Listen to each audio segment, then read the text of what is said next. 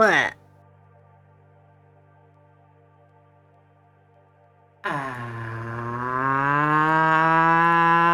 Yo. Ayo. Weh. Weh. Weh. Weh. How is everybody doing today? I noticed I swear to God, we didn't have 139 followers last stream, but now we do. But the UI isn't saying that we got any new followers, so I'm confused. Maybe I just have a terrible memory, and we all know I'm bad with numbers. So I don't know. 139 is cool though. That's nice. It's almost 140, a nice even round number. Twitch decided you get an early B-Day present. In the form of in the form of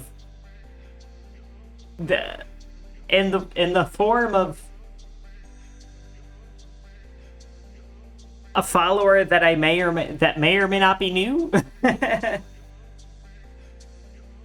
No, it'd be way too early. My birthday's in December. Speaking of which, actually, what day of the week is my birthday? Oh, yo, my birthday's on a Friday. That fucks. Oh my god, that's awesome. Oh man, I'm gonna plan out my birthday months in advance and make it just absolutely the best. Friday B-Day is great? Yes. Especially when you work a Monday through Friday job. And yeah. Yes. I haven't had the best history with birthdays, like when I was a kid. There was just kind of a point in my life where they just stopped celebrating them.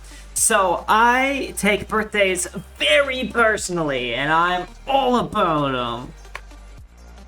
You also have a Friday birthday this year? It'd be so funny, Sawa, if we somehow had the same birthday. But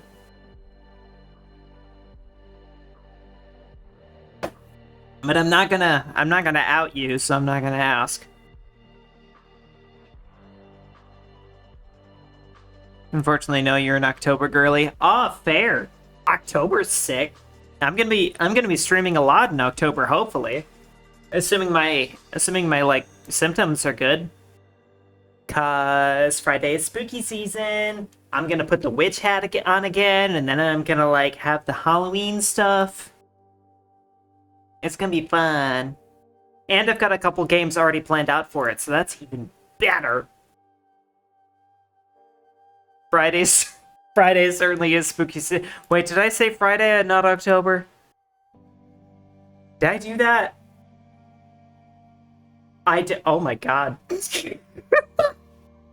Oh no. No, I totally meant to say October. What is the matter with me? My connection is not great because Walmart Wi-Fi is being mean to me. Yeah, Walmart Wi-Fi sucks. Also, like, I've heard rumors that that in Walmart they actually block phone signal because they don't want their employees using data. Don't know if that's true, but like I wouldn't put it past them, to be honest.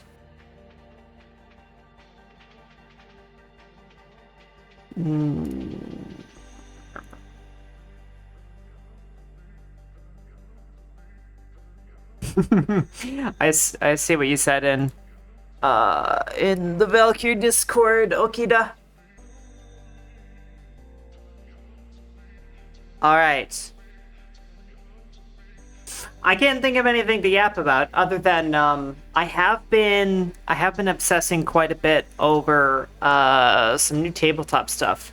My group's having a guest GM. Normally I run all the games in this group, but somebody else is, and we're running a very interesting new game. It's Hunter the Reckoning. I don't know if there are any other TTRPG nerds in here right now. There's not a lot. But I've been like, I'll admit, I've been like so into it. I kind of made 2 characters, which is a problem because now I have to decide which one to play. And I'm like really invested in both of them. It's a little crazy. I hate that I always do this to myself. Any hoozle. Clip created. What? What? What? What? Why? What? What do you mean? What did you do? What did you clip? Why are you clipping me? I have done nothing clip-worthy.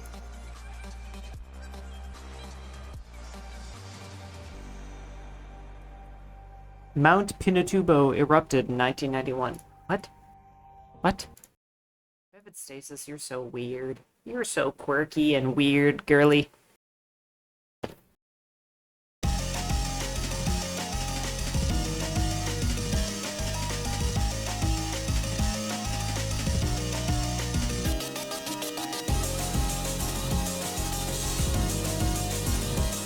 Alrighty. Here we are again. I got a confession to make. I do love this game, and I love everything that it has done for our channel, but the time has come to put this game to bed. So, maybe this will be the last stream, but we're gonna find out.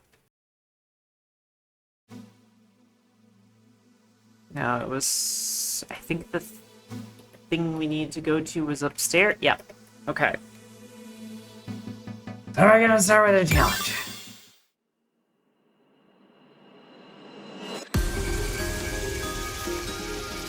And this one's gonna be a flashing light warning, if I remember correctly. We might wanna put that warning up again. Okay.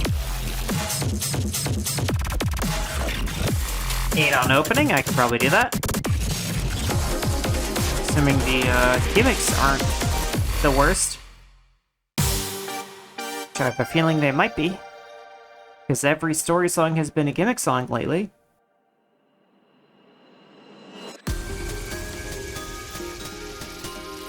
I think the most criminal part about this point of no return thing is I haven't been able to practice.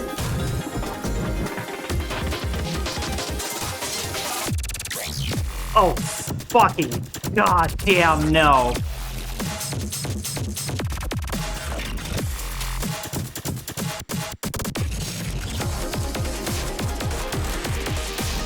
Oh, it's cruel and unnecessary.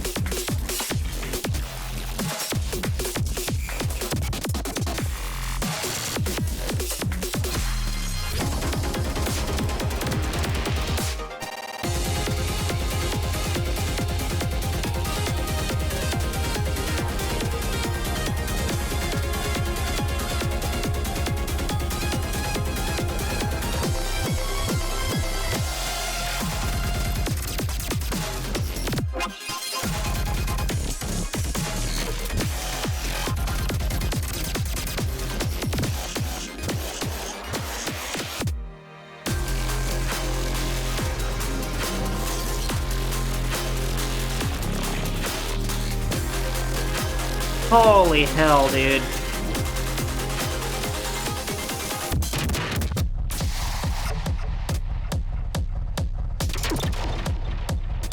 Hi.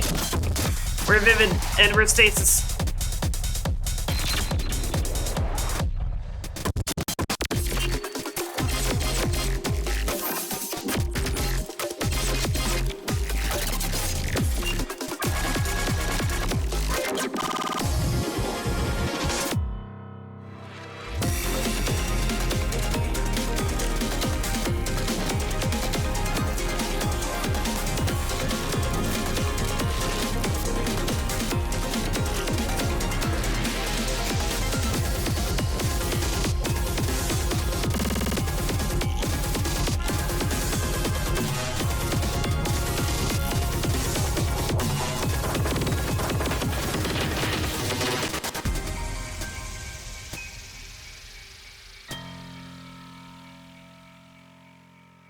Hmm.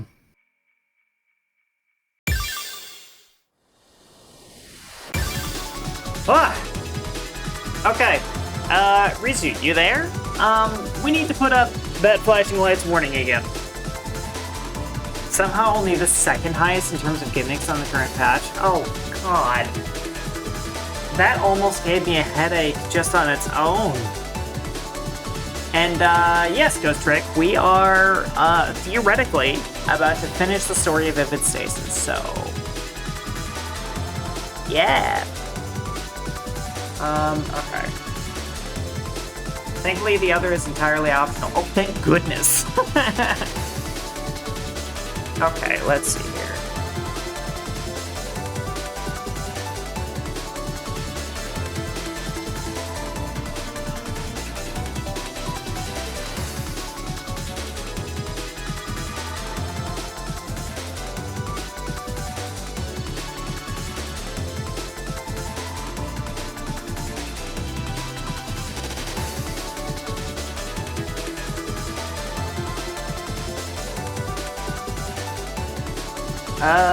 Rizu, I hope you're there. Fortunately, you're a gimmick enjoyer. No, honestly, I just gotta say again, like, I think I would enjoy gimmicks if I didn't get photosensitive headaches. There you go, Rizu. Can you pin that for until the end of the stream? From somewhere, a memory surfaces. A cold winter night sometime in November. Eri sat down on the bed and sighed. She looked at her watch and the time read 12:33 a.m. Another sleepless night then. I don't know how Saturday does it. Despite the bustling nightlife of Tokyo, the Ikebukuro area was still at night, due to largely being a residential area. You know, might not be a bad night for a walk. Eri stood up off the bed and walked towards the door, but before she could turn the knob, she heard something behind her. She turned around, and there was Chio, standing in the doorway. Ah! Ah! Oh, also, I forgot to say, hi, Jazzy. Hello. I'm glad to see you here. Can't sleep either, huh? Huh. As if you need me to answer that. Chio scoffed at Eri. Are you going for a walk? Yeah. Feels like a nice night to get some fresh air. It isn't snowing. Mind if I come with? I also wanted some fresh air, and to grab a drink. Sure. Chio walked over and opened the door, and the two walked out. Oh. I should let it tell me know where I've gone. I guess I had to wrangle puppies. Oh no. Oh no. Well, thank you for showing up anyway. It's getting to the... This is hopefully the grand finale. And I'm gonna fucking load up on painkillers so the migraines don't get in the way.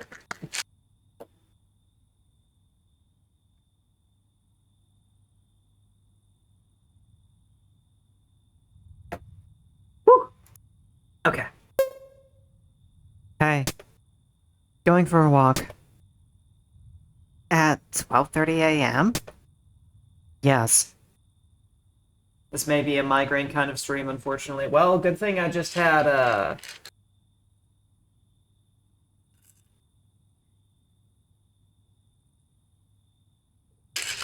Good thing I just had, possibly too much... Okay, I almost had the daily limit of acetaminophen for one adult in 24 hours. Oh, thank you for the eggs. And hello, Star. You are late, but you are here, and that's what matters. Well, fair enough. What? You said you wanted a drink, yeah? There's a vending machine in the park down the road. Eri, I live here. I know that. Well, fair enough. Eri and Chio walked down the short road to the small park that sat neatly in the lot between two houses. My eggs don't what? What? The eggs don't... Hey, thank you for pointing that out, because I had something muted that shouldn't be. Hmm. Do you want anything? Probably not a good idea for me to be drinking at this hour. Drinking what? Caffeine? Alcohol? Is this an alcohol vending machine? What do you mean you shouldn't be drinking at this hour? Oh, that actually is alcohol. Okay. Well, fair enough. I didn't. Wow. I didn't know. I didn't know in Japan you would just like casually walk over to a booze vending machine. Hmm. Well, do you want something non-alcoholic then? They do just have alcoholic vending machines. They require ID. Oh, that's cool. Do they like scan your ID or something? Like a little scanner when you use them? Or is there just a tiny vending machine man who like lives inside there and kind of like crawls around on the walls and he's like, "Show me your ID. Show me." And then you have to show it to him and then if you're of age, he's like, yes, okay. And then he like personally reaches inside and gives it out to you.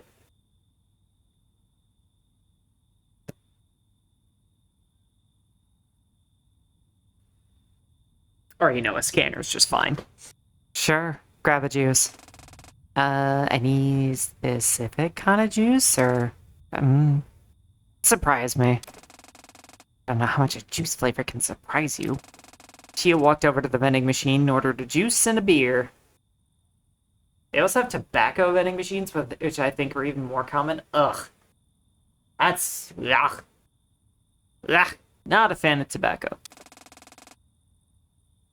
Do they even sell alcohol in vending machines? Yeah. They made these new ones that have ID scanners. Technology is crazy. Guess so. Chio sat down and passed Ari her drink. Yeah. Stop stealing from Sawa, Chio! This is just an apple juice. Sometimes the element of surprise is to be less surprised than you think. But do they have a vending machine that sells vending machines? I think the Reichert's does. Right. It hasn't been stocked in a while, though. Not in high enough demand. Ari opened up her apple juice and looked up at the sky. It was a cloudy night, due to having snowed just recently. You couldn't see the stars. Something on your mind? Hey, how's it going, Valor? We don't see you very often. And I'm very happy to see you. God, Oh man, that gimmick song fucked me up bad. I... Usually I ignore the photosensitivity warnings on, like, every game I play. But Vivid Stasis, it's pretty legit. Wait. I got some Tiger Balm here. I'm gonna apply that real quick so I don't have too many issues.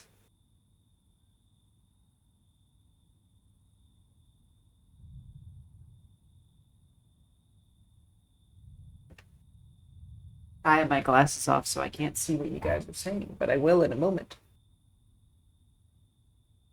Where's the muscle? There it is.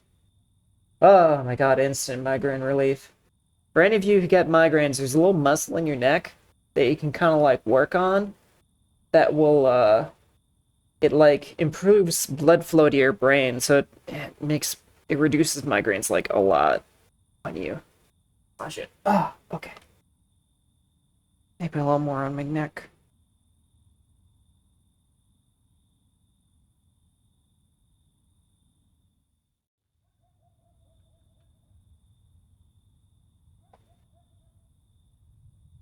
Yeah, 3 notes is bad like that. I advise just never playing it again if you can't help it. Oh, was that like the song that I just played? Um anyway, yeah, most of the time it's like a few seconds at most, but the stasis is like not super bad flashes, but it's for an entire 3 minute song. Yeah. That's that's been the rough part with Vivid Stasis, is like I kind of have always had issues and like known it with like strobe lights. Like like I just kind of thought that they hurt everybody's eyes and brains. Um but maybe it's a little bit more specific to me, and like every other game that's got like flashing lights in it, short of like maybe like Helldivers, occasionally if things are a little bit buggy can like cause headaches. But so far Vivid Stasis is like the only game that has like caused problems. At least you don't get migraines. Yeah, it would really suck if I just had wheat coming out of my ears. I don't think I've gotten headaches from flashing lights. Then I got to the three notes midpoint. Does that mean it also happened to you?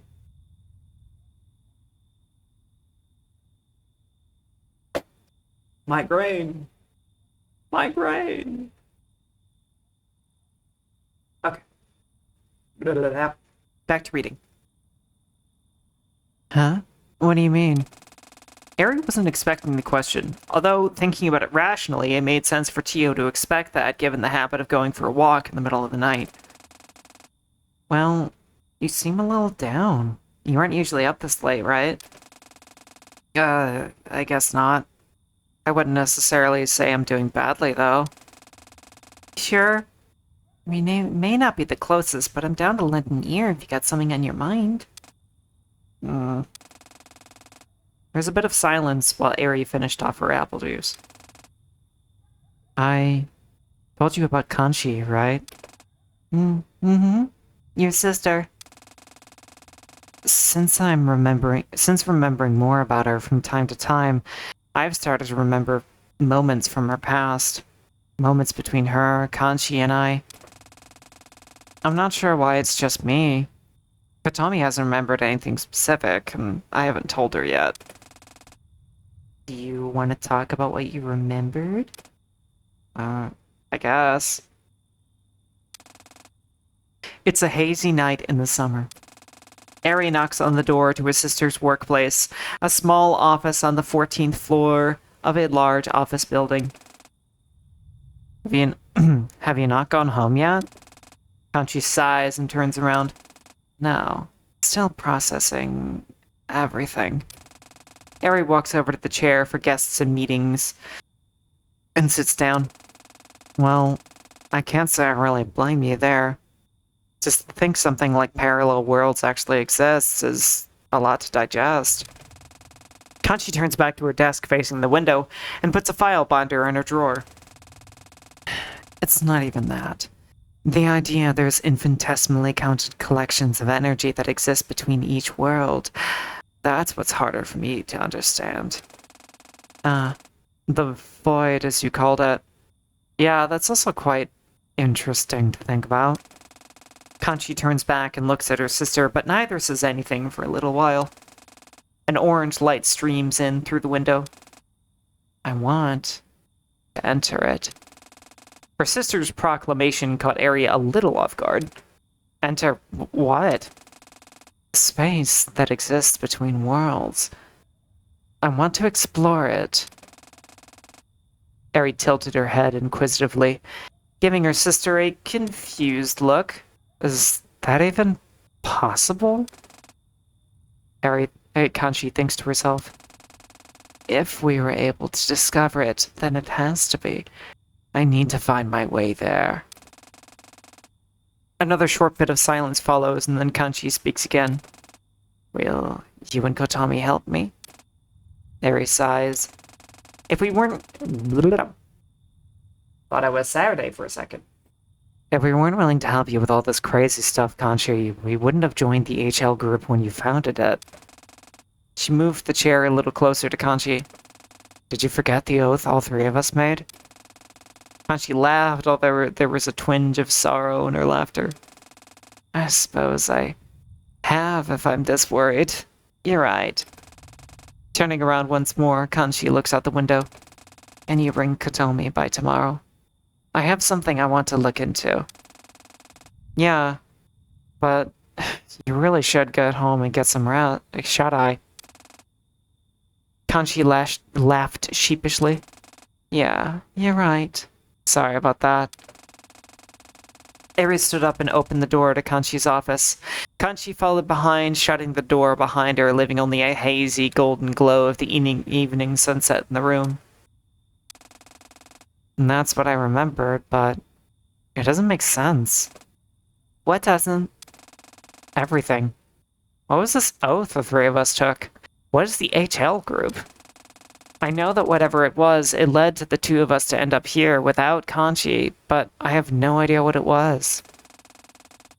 And more than that, I'm scared of how much of this I can even trust. That's a fucking mood. When you just can't trust your own memory. Or makes you think you can't trust it. Sorry, I know I'm just echoing the questions here, but I want to help if I can. That's fine, but, well, we know the Duskbreaker can mess with memories if it feels like it needs to. I'm just not sure how much I should trust any memories I regain about Kanchi. I guess the Duskbreaker would kind of give you... It would kind of just tell you what you want to hear. I see. Chio moved a little bit closer to Area on the bench they were sitting on. Let's try this then. You have your hand there, right? Huh? Give me your hand. Okay. Eri pulled her hand that wasn't holding the empty juice container out of her pocket. Chio grabbed it. More than anything, I know how you feel. I know how hard it is to trust the empathy of others. So I won't try to tell you that, well, I think those memories are real, or, well, I programmed the Duskbreaker so I can tell you that the system can't do that. Not that I think you wouldn't trust me, but I understand that it can be hard to bring yourself to when you're so deep in doubt. So instead, I'll give you my trust instead. Chio made a little show of opening her palm as if to drop a pebble from it. But she wasn't holding anything. I don't get it. Am I, supposed to interpret this in a certain way, or I just passed on to you my own trust in your memories? Your own trust? Now in your hand, hold my belief that the memories you've been regaining of Kanchi are real, and I want you to hold on to them. Because this trust is mine, you can't change it. You can't tell me not to believe in your memories, because I trust you and I trust your memories. So, with this trust that you can't change, just hold on to it for a little while, okay? Don't worry about figuring out if your own trust is something you would believe in. Put all of that to the side and just think about my trust. So, Eri did what she was told, thinking about trust that was unwavering and unchangeable by herself, thinking about Kanchi and thinking about Chio too. And she did start to feel better. She opened her eyes. Chio was standing a few feet away, putting her beer can in her pocket and getting ready to walk back. Why is Chio so good at this? Chio's got some serious riz. Honestly. Gonna head back. You staying out for a bit? Yeah. But what do I do with... Oh, my trust? You can keep it. Chio flashed a genuine smile. When you put your trust in someone, you don't take it back unless they mess up. So, hold on to that for whenever you feel down, okay? Okay, Valor, thank you for lurking.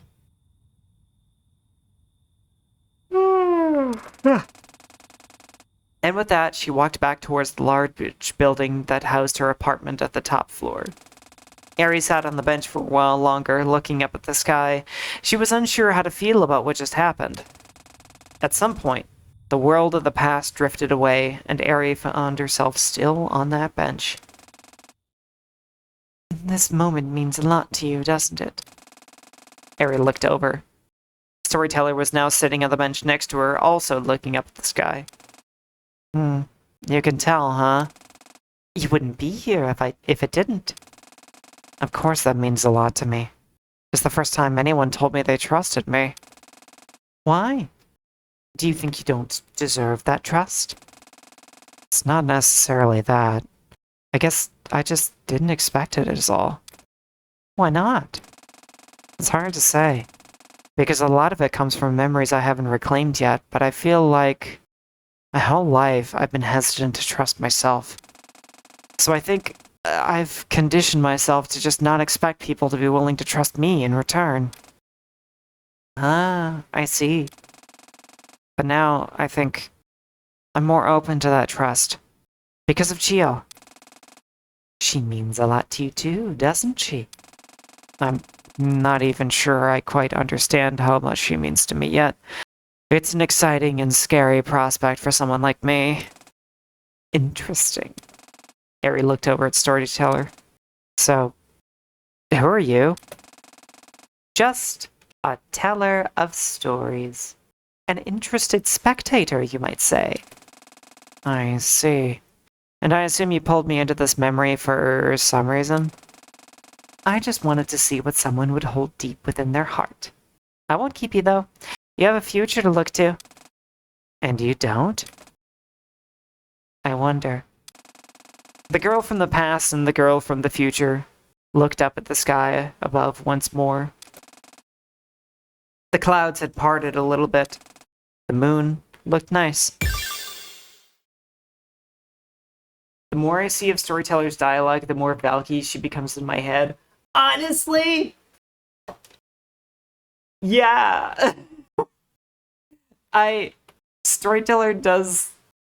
Storyteller's got some pretty serious Valky vibes, I feel. And she, like, honestly, this, like, version of Storyteller and the character of Valkyr are actually startlingly similar to each other in many ways. And more than likely, will only continue to be similar once I learn more about this version of Storyteller. Storyteller and the Lore Master. Yes! Yes. The Lore Master happens to also be a teller of stories. Hey, Sam. How are you holding up? Decent. Looks like we're a quarter of the way to being able to enter the theater. Gotcha. Are you okay in terms of, like, stress? I know we're kinda at the end here. Ugh, I think so, yeah. It feels a little like a race against time, but I'm holding on. How about you? Well, I'm just trying to take it easy. Thinking about what happens once we're out of here, and how this might be the last chance I have to really relax a bit for a while. How so? I mean, think about what happens once we do get out of here. I'm sure we're gonna have to deal with a lot of complicated stuff to do with the military and your dad. Oh, true. I'm really hoping I don't have to see him again. Yeah, but even aside from that, I anticipate it'll take us a lot of time to adjust being back in our actual bodies. Yeah, true. I didn't think about that. Yeah, I have no doubts we'll be able to get back to a normal life, but it's gonna be a bit of a battle for a while, I think. Sure. Well, take it easy while you can, okay? I'll get back to trying to open the theater. You got it. Question is, do I actually talk to everybody after every single step? Or do I just kind of like pick and choose here and there? Hey, Sam, how are things going? Well, one of the terminals is done now, though I'm not entirely sure what made it start working. It was me. Me! I guess it has to be some fourth dimension stuff then, huh? Probably. What are you doing, Chio? Just diagnosing his state of the Dustbreaker after the destruction of Layer 0. Looks like 1028 and EDEP are pretty busy keeping the system operating relatively smoothly in spite of the virus in the system. The post-song 3 dialogue is funny. Okay. I'll at the very least look at those. So where Where do I have to go next? Not there. It is here. What is that? Vending machine? Vending machine. Okay, what do we got here?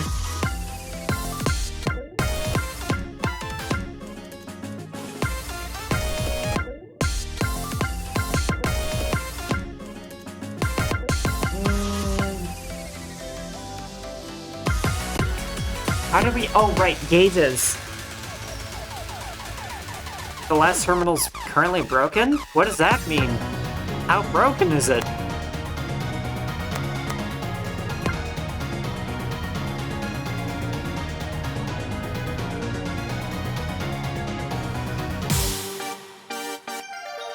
How broken is it? That concerns me.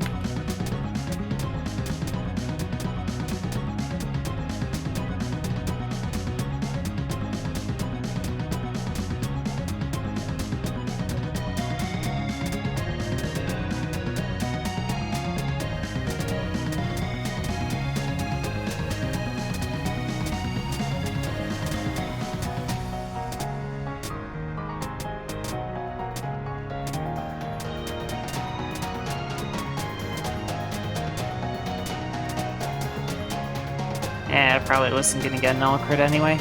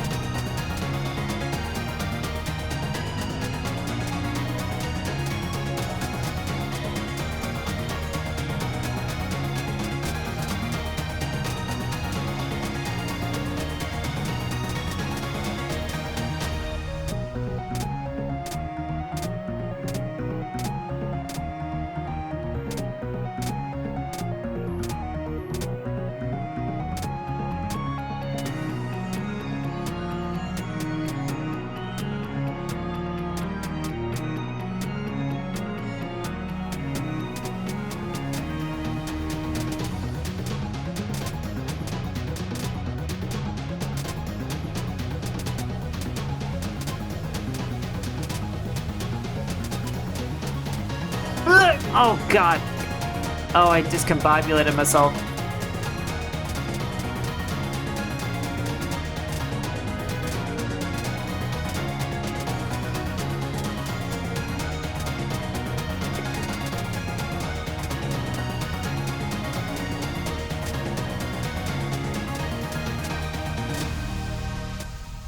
Yeah.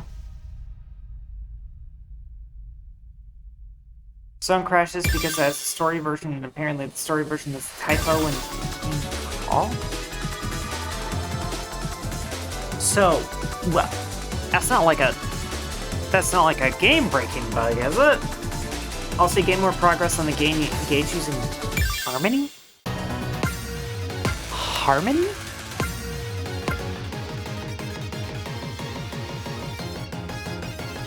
Oh. I don't know what the Harmony gauge is. It's just a meter gauge. I don't know if that's a good idea, but I can help you to revert the game if you can't proceed. Okay. TLDR, it crashes the game and there's currently no way around. So wait, you guys mean to tell me that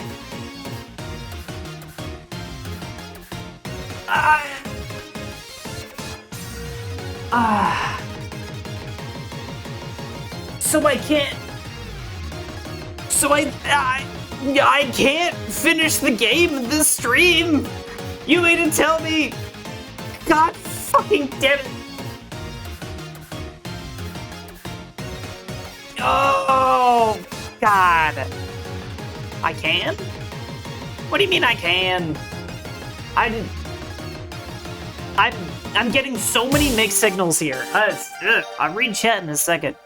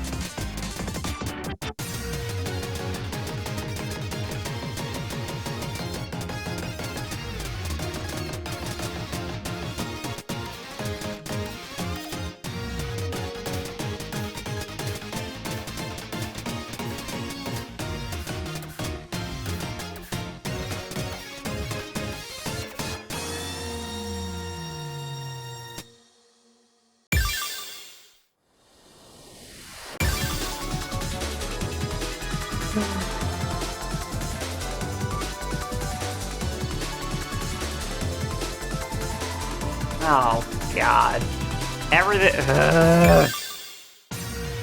Everything you guys are talking about doing sounds like a bunch of shit that I don't want to do during a stream. I'm so mad. Why did nobody warn me about this?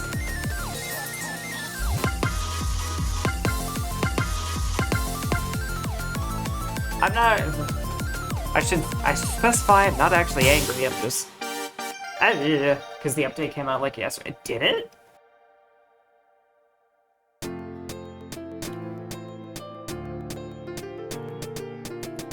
I thought it was like last week.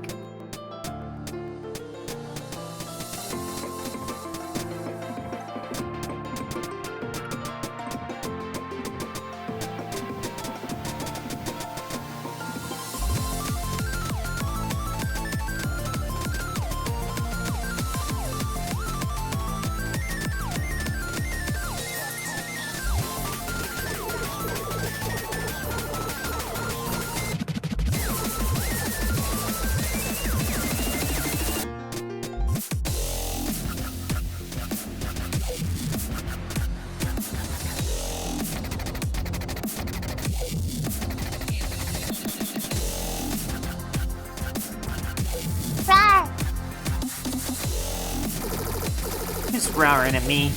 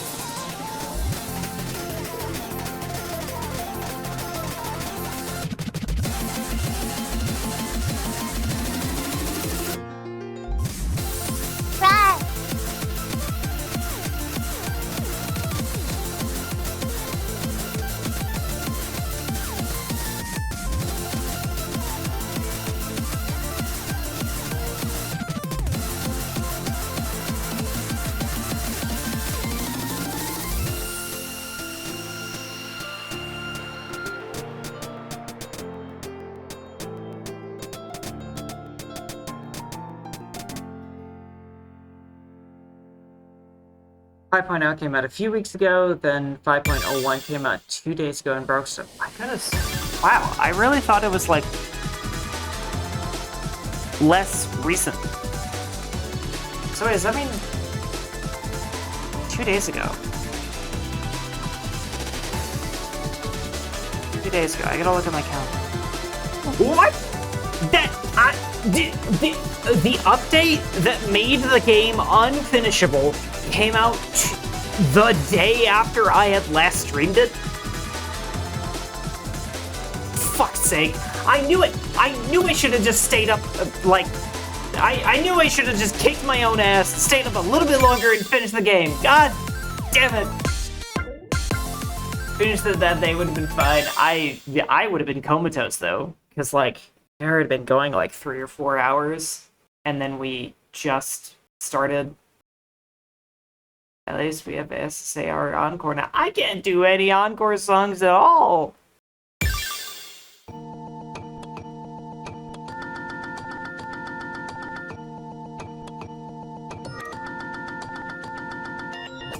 What is this cute nonsense? We have it now. Bloomin' 2. Holy fuck, that's 9. This is really cute, though. And I already like how it sounds, too. Okay, please don't gimmick me to death. It's already a 9 on opening.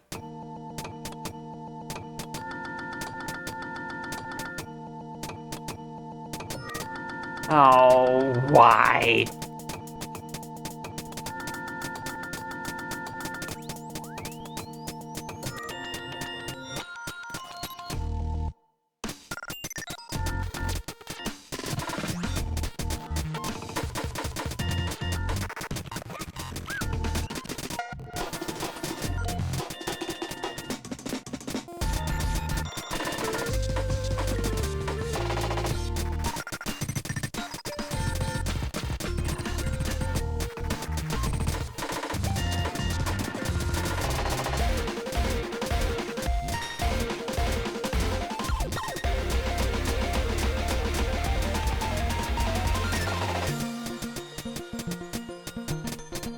No, not my scroll speed.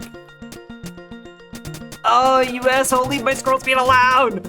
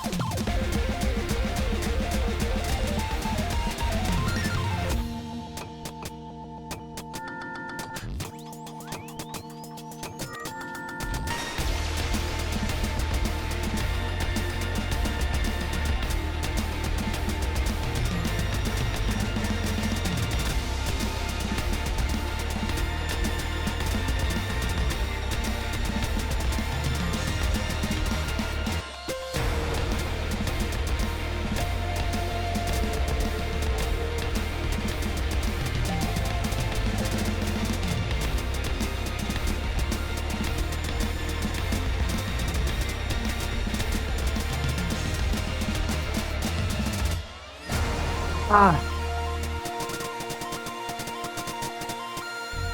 No.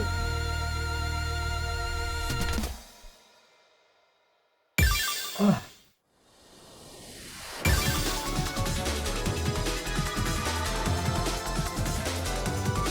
Something to do with the bangers, not even on my top 10. It's not as bad. And yeah, it was pretty gimmicky, but it wasn't as bad as the last one. The last one that I've already repressed so that I may never remember what it looks like again. Good day, Immortal. Fun fact, after the new cutscene for 5.0, it's my #1 song.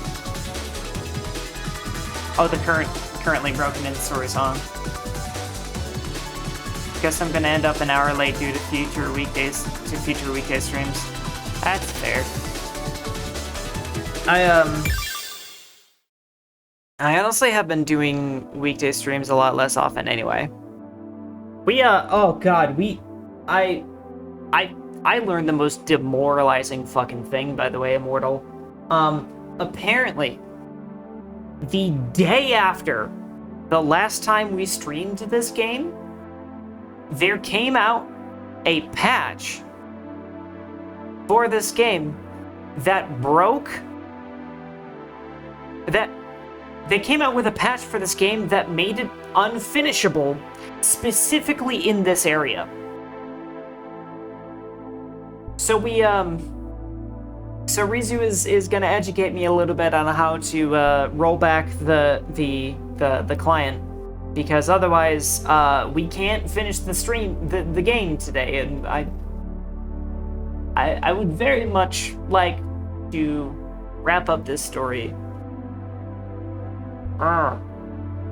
Darkness. Not darkness from an absence of light, mind you. Rather, darkness from the soul, and nothing but, or rather more accurately, a deep despair that eclipsed the entire heart. That could have been how Allison was feeling on that day in 2014.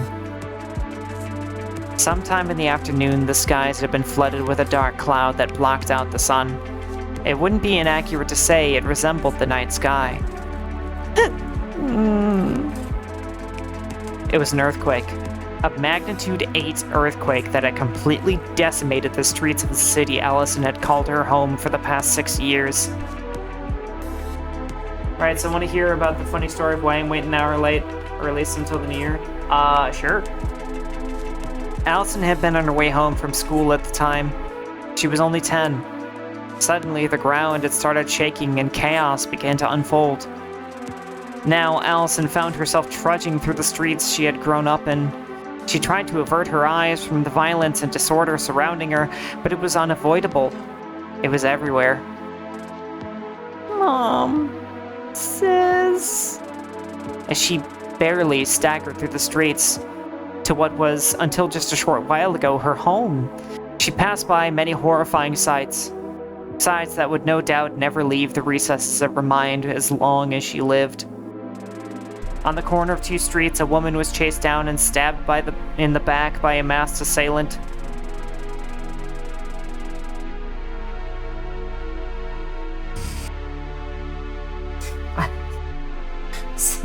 Sorry. Something seems a little silly about this, having read up on multiple man-made and otherwise tragedies. Down an alleyway, Allison watched as a young adult man stood under an unstable building, letting the rubble fall down and crush him into a horrifying red stain. But she didn't have the energy to be horrified, to be repulsed. All she could care about was reaching her home. Her home wasn't anything fancy or wealthy. It was barely a place suitable for a family in the first place. It could honestly be compared to living on the street in a cardboard box. The teachers at her school had tried to hold her back, telling her that they needed to get to the shelter point, but Allison had slipped away. It wasn't particularly hard to do with all the chaos and fighting around them. And now, here she was, at home. Or rather, what was left of it. The tiny condominium that their apartment belonged to was nothing but a pile of rubble on the ground. And on top of it was a single figure, a woman, kneeling down on top of the rubble. I guess I will wait to proceed further. How are my subscribed sweeties doing?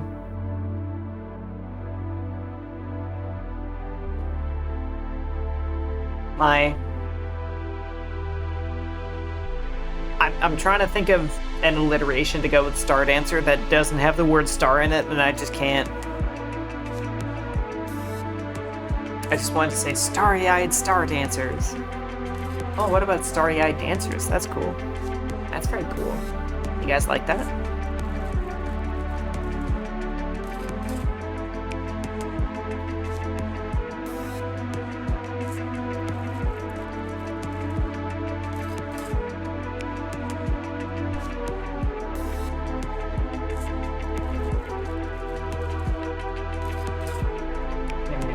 Oh, hey, the ad's over. Okay, anyway.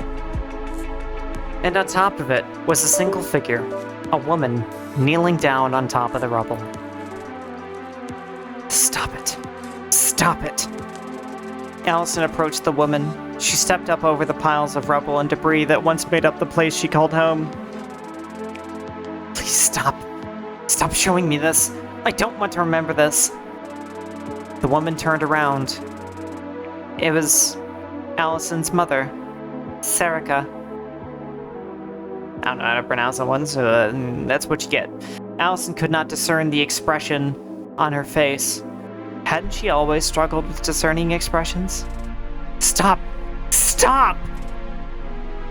Allie. Serica rushed over to her daughter. Allison began to cry. Her mother was safe. Her mother was okay, but what about her sister?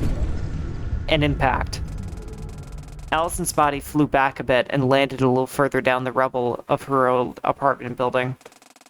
You dare come back here? The silhouette of Serica began to approach the stunned Allison. It appeared demonic. I'm not looking at this again! Stop showing me this! Allison closed her eyes. She shut out the world she was being seen. so all she could do was hear and feel.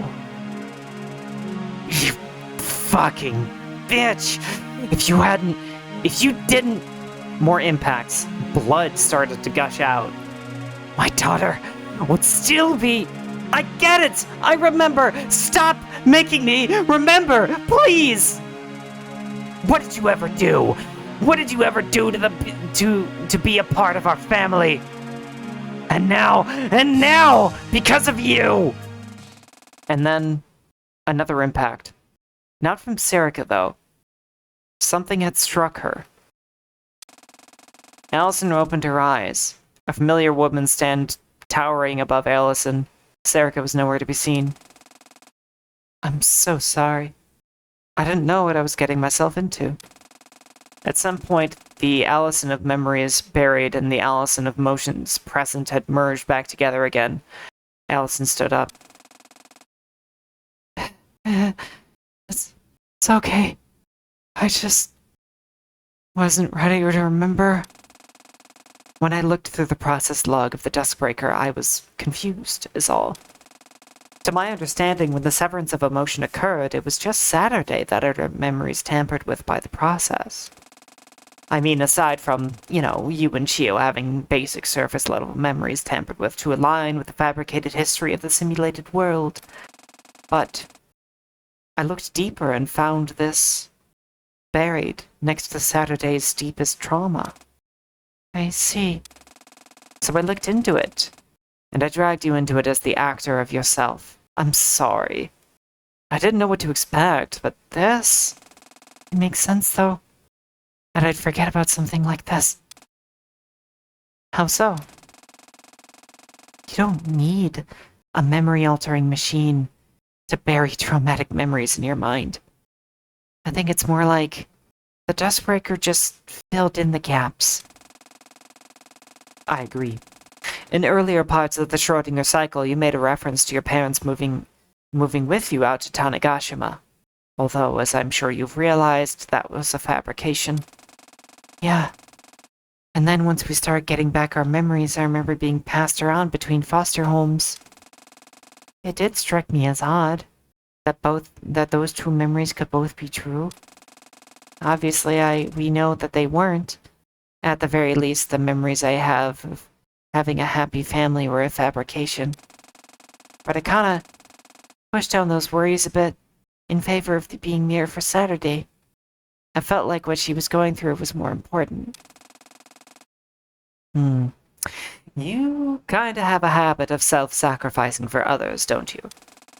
Well, you don't have to be that blunt about it. But, yeah, I do.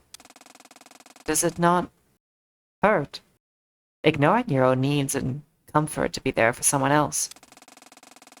I think I only started realizing that it was hurting me recently. After the graveyard incident and Saturday merged with, Storyteller, that's when I started thinking about myself. And I realized that I didn't know who I was. I don't know who Allison Allister is. I'm sure some of this is because of the impact my mother's horrible violence had on me after I was no longer in her care. But even without that, this feeling of confusion has been there. Although I've realized in recent time that it's less confusion on who I might be and more fear to explore who I might be. Fear? How come? Well, for so long I've been Saturday's partner. Not in the romantic meaning of the word per se, but I've been by her side, and largely doing a lot of what I do for her sake. So, now that she's doing better for herself, I find myself wanting to explore more about myself, and being scared that it might drive us apart a bit. Oh? What if I end up changing in a way that changes how Saturday feels about me? Wouldn't it be better to just not risk that? No, girl, no! You don't exist for somebody else's sake. If it really happens, which I doubt it will, if it really happens that you, in discovering who you are, find yourself drifting away from Saturday and you guys are no longer compatible anymore, then so be it. You have to realize who you are and you have to become your own person. If a relationship that you have hinges on you not being your own person, then you shouldn't have that relationship to begin with. Maybe a storyteller is about to say that. That'd be really funny if she did. But you don't sound happy accepting that. Yeah, and that's my dilemma. Well, do you trust Saturday? Huh? Of course I do.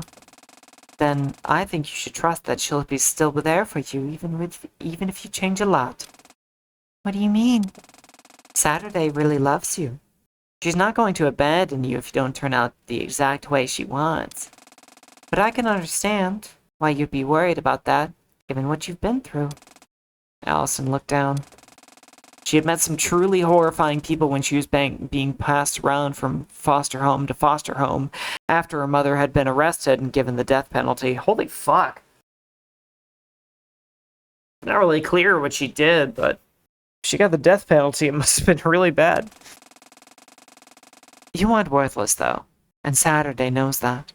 I think she'd want you to explore more about what makes you who you are. Allison thought to herself, I'm guessing by your reactions, Sawa, that this is new stuff. You're the second storyteller, right? I figured out that much, at least. Yeah. Which I guess makes this our third time meeting. You and I have met more than Saturday and I have. So, who are you really? Because you definitely aren't Saturday. What makes you say that? Are you kidding? You're nothing like her. Even now, you said I think she'd want that. The woman calling herself storyteller laughed. Haha, I told you, didn't I? I'm the idea of storyteller. The storyteller from which all others are derived. So it's a whole lot like Valky, just saying. Oh, I know. And I don't think you're entirely lying on that. But I don't think that's the entire truth. Oh? You're something else. Someone else. And for whatever reason, you're hiding behind Storyteller's face. Huh. Go figure. You're scared of being yourself too, aren't you? I'd say it's a mix. Sure, I've been doing so much behind the scenes, I'd be a little nervous to show my true appearance. But there's an additional component. That being that I can't show myself as I am. How come? It's Duskbreaker technical stuff that I really don't think you'd understand. Or more like, it's Duskbreaker technical stuff that I don't think I can explain. Allison sighed. Well, I've been put in front of plenty of Duskbreaker technical stuff that can't be explained, but I understand. But you are a person, aren't you? You aren't an AI or a computer. Storyteller thought to herself for a moment. Am I a person? Or am I an AI?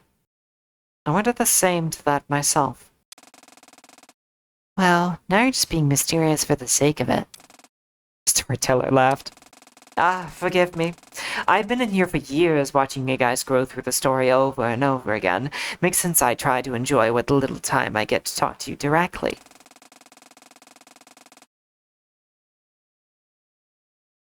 Oh, but it's not like you'll remember any of this. As far as you're concerned, you're just sitting at the Indie Nexus right now. I guess that answers my other question. Storyteller and Allison both laughed. I'm not gonna remember this then. Can you at least tell me your name? Your real name. I won't question what your role is, or how you got into the Dustbreaker. Or even how you've been involved with the journey that Saturday, Chio, Arian, Kotomi, and I have been going through. But I want you to at least tell me who you are.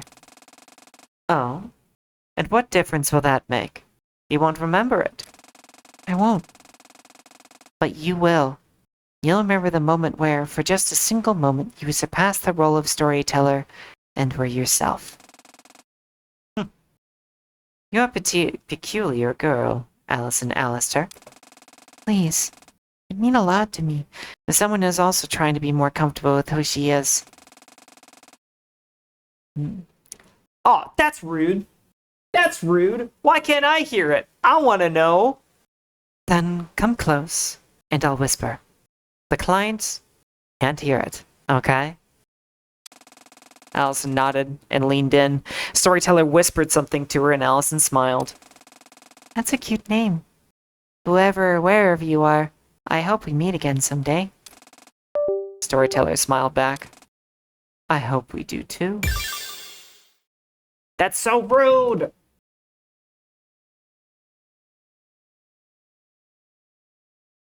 Okay, let me see. Have I got my info injection from Rizu? Yes, I did.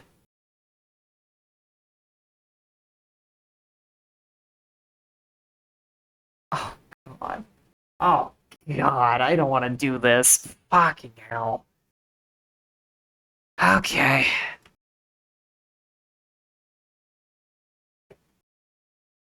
How do you think the elemental reactions work in the simulation?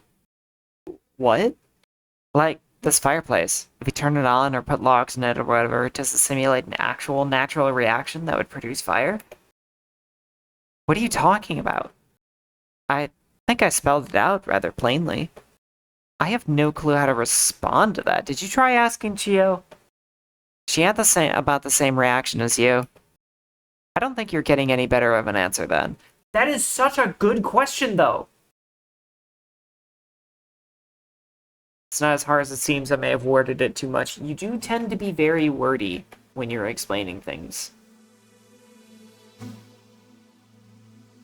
It is, no, it has the same. No, yeah, it's such a valid question. Hey, Saturday. Hey, doing okay? Yeah, mostly. Just thinking about the merge. Do you want to talk about it? I do, but maybe not yet. Just thinking about some stuff. Okay. Well, let me know when you're ready, okay? Yeah, thanks. Oh, I haven't done this one yet. Let me go find somebody I really like, though.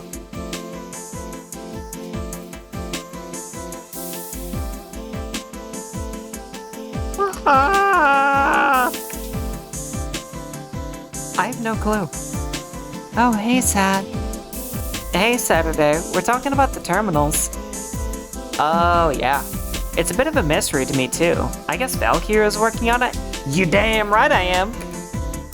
If they're activating it without any of us doing anything, then that's most likely. But, like, what are they doing? No clue. Honestly, the terminal kind of looks like an arcade cabinet. That's true. But we can't do anything with it, right? Nope.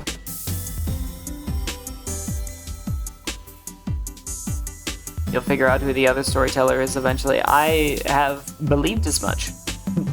Nobody needs to tell me.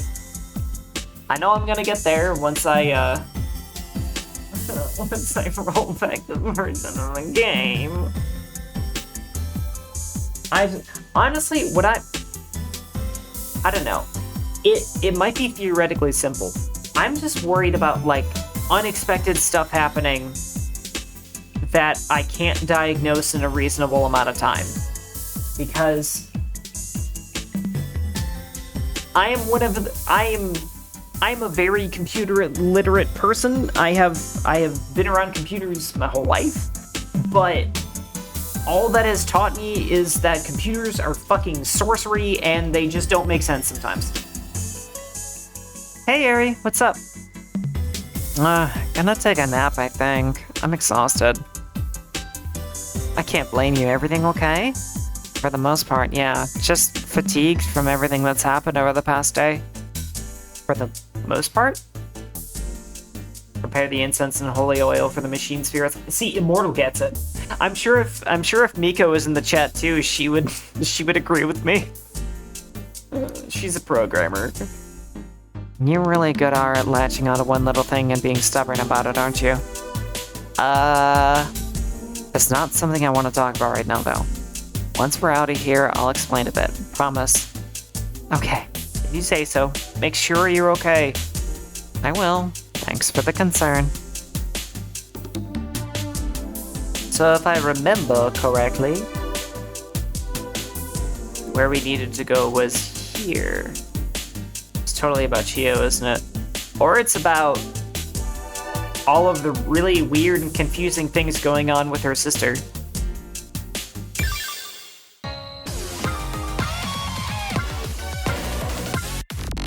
Oh, we've got some fun ones going. Oh, Aleph Zero, keep that the fuck away from me. End!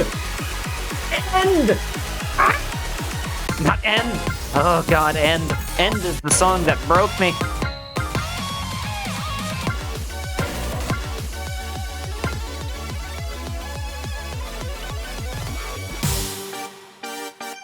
Double Chrono was patched.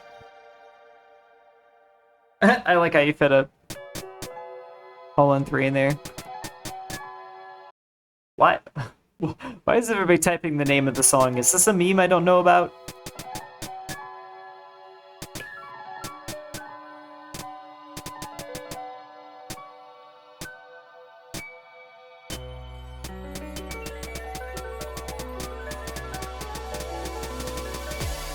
Ah!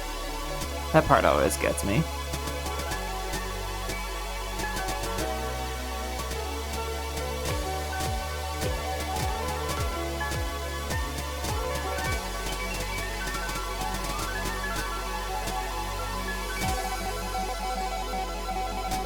Also, I obviously can't look at chat very much right now, but welcome, MPX!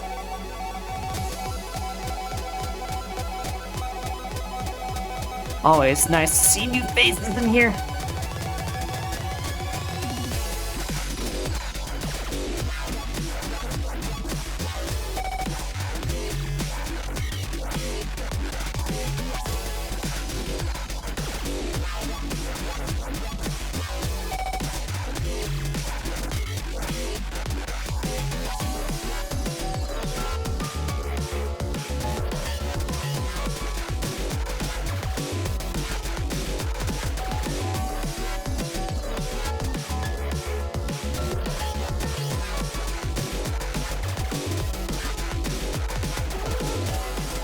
Ooh, that was some brain lag.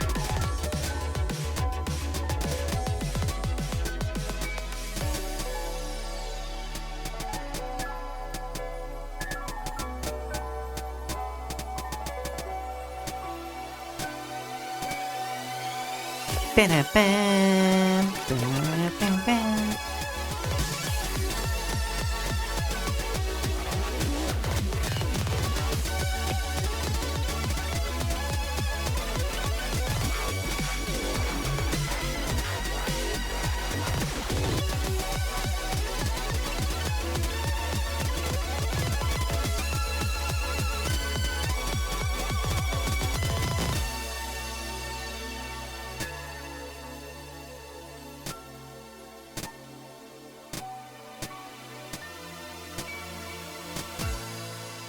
Okay, so what's going on with End?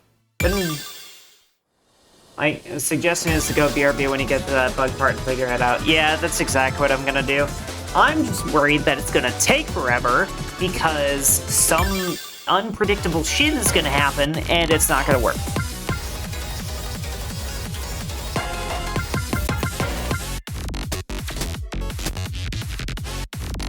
I'm surprised I've never played this.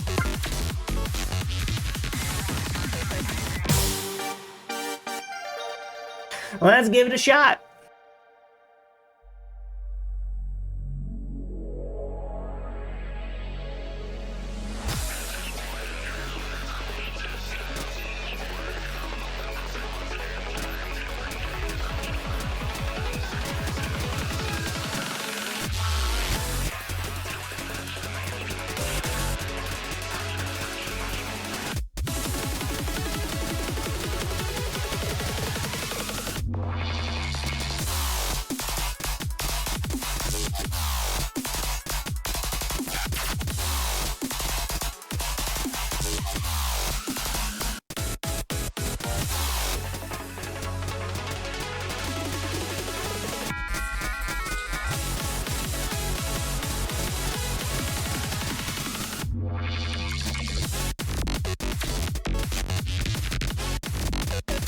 Yeah, I've scrolled past this one a ton, but never actually played it, apparently.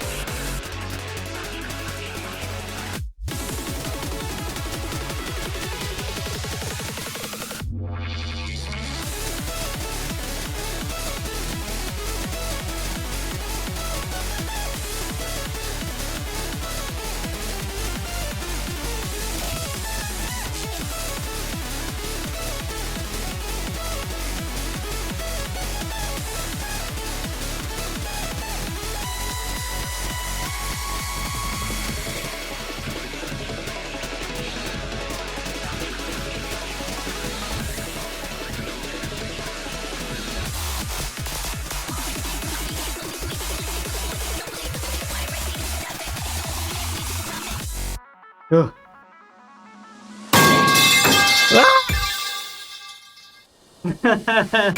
Melted. Okay, what is going on here? Oh god.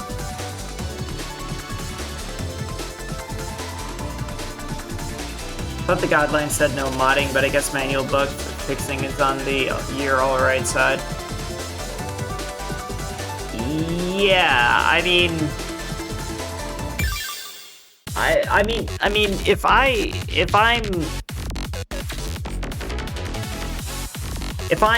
I'm de-updating the game so that I can make it playable so that I can finish the game for a stream, I think I get a pass for that.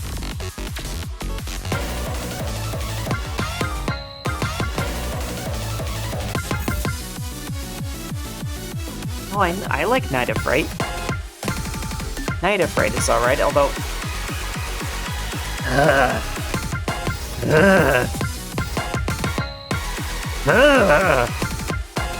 Hate. Just gonna play Night of Fright.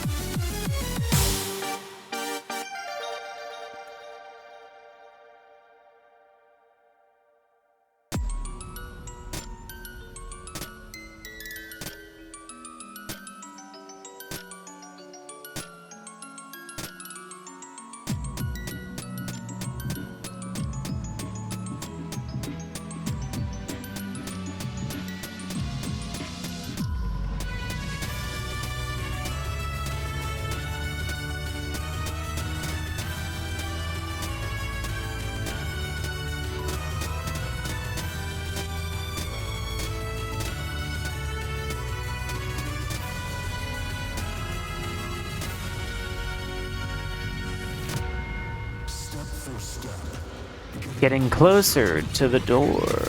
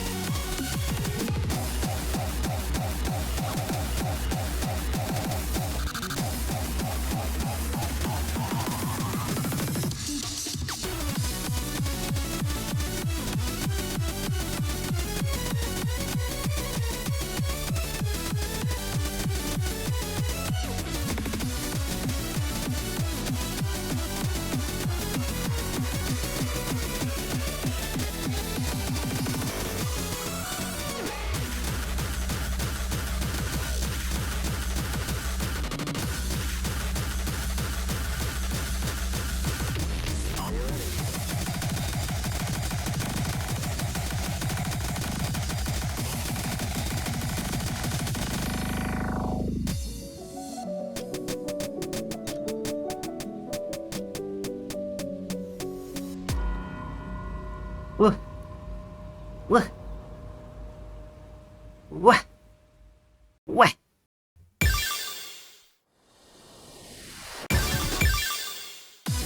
Okay, so wait, to be clear, it's not this terminal isn't the bugged one, it's the next one, right? Have we done? This isn't terminal number 4, is it? This is terminal number 4? Shit. Wait. Okay. So we're fine here.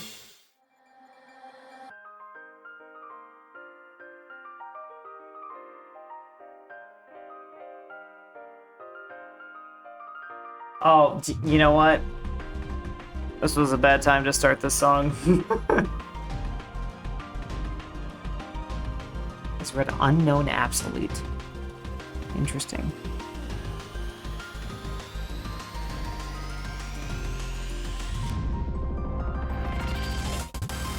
Oh. Oh god, it's a 9. I can do this. Although actually I think I'm gonna pause. I'm gonna pause because ads are starting like right this second and I can't snooze them.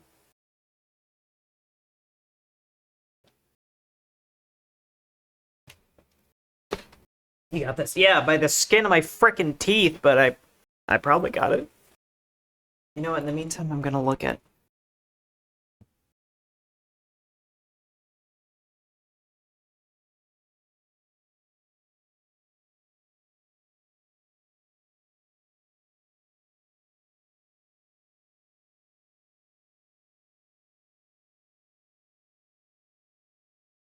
Oh, thank goodness I got a much simpler little thingy-do.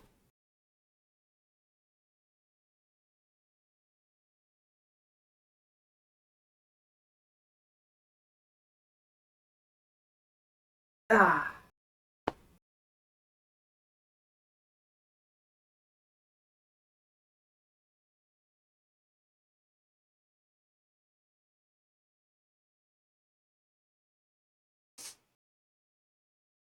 Hope you guys are doing good. Hope you're enjoying the stream. I gotta look at the viewer list. There's a lot of people here today. Big turnout. Including some of my favorite lurkers.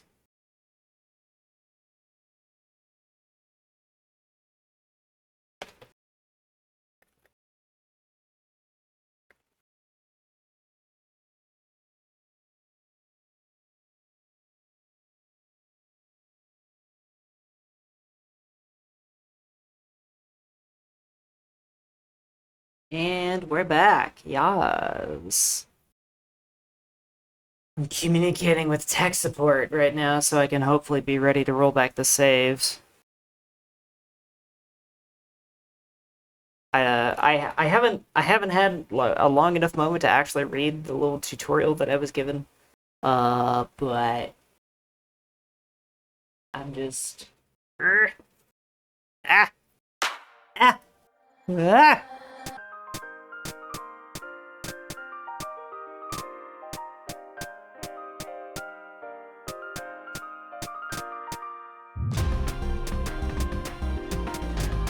Yes, thank you. Give me my scroll speed back.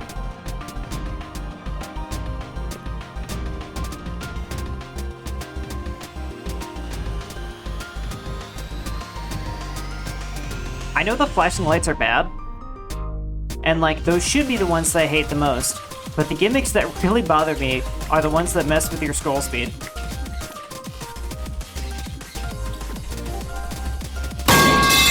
Oh my god.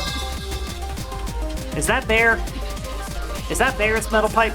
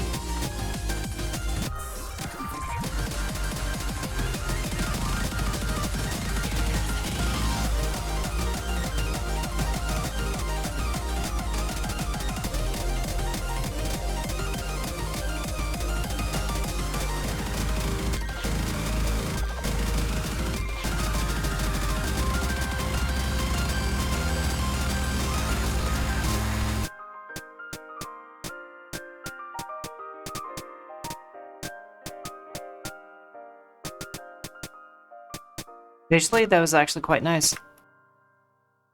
Save for the, pain. Welcome to one of arguably the spoileriest parts of the game. Yeah, that's fine. Bear finds a way to show up to basically every single one of my streams. So I think it's safe to say that he's probably seen quite a fair bit from this game. So, it's fine. From somewhere, a memory. A laboratory atrium spans around Chio as she analyzes the information passed to her from her monitor. All systems looking okay? Setsuki's voice was coming over the intercom. He wasn't watching from the atrium itself, but from an observation window placed near the roof of the back wall. So far, so good. No reports from EDEP. Her wavelength is stable. Chia was reading off what was shown on her terminal. The information on screen showed data about the subject's brainwave patterns. Kisho, turn the power switch. Chio didn't ever really know Setsuki's family that much. Working under him, she obviously talked to him a lot, but she only ever met Saturday a few times while working at the Sunrise Foundation. And, of course, she'd never gotten to meet Tsuki. Very well, sir. And so, the switch was flipped. A loud, whirring noise filled the room, and then a static discharge, blinding the whole room in unholy light. Turn it off! Turn it off! Why Eddie thought this was a good idea? Why had she thought it was a good idea to help him? Surely she was smarter than that. Surely she had realized that they were playing with pseudoscience from the very beginning. The system is under protective mode, sir. I can't believe what I'm seeing. It's... Suddenly, an earthquake began to shake the entire building. The laboratory was underground. After all, parts of the ceiling began to dislodge themselves and fall to the ground, and yet, despite that, Chio's eyes remained glued to her screen. Come on, Chio. Look away from the damn screen. Now isn't the time to be sticking to your science. It's cutting her entire ego and mem files. It's moving them to the sim layer. The subject, Saturday Tasugare, was only 19 years old. Even though Chio had barely known her, this was a human being that Chio had just condemned through her own hands. From the observation deck above, Setsuki rushed down the stairs. The door at the front wall burst open and Setsuki rushed in, running up to the operation chair that his daughter lay upon. Oh god. Oh my fucking god, what have I done? Setsuki kneeled on the ground in front of the operating chair, trying to force the Duskbreaker helmet off his daughter in a panic. Stop! Setsuki, stop! If you tear it off now, she'll die! Chio rushed forward and pulled Setsuki away from the chair. Setsuki tumbled back and landed on one of the pieces of steel ceiling had fallen down. It lodged itself a bit into his shoulder and he started to bleed. No! Let go of me! Despite the injury on his shoulder, Setsuki staggered to his feet.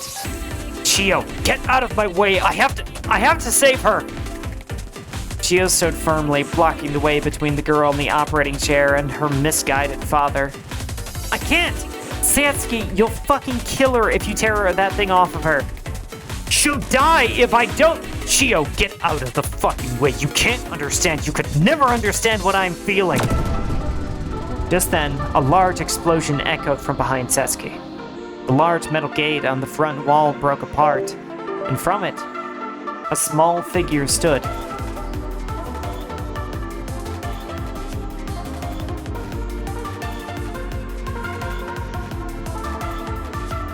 What? Did Allison just explode the door? Wait. The order of events is a little strange here.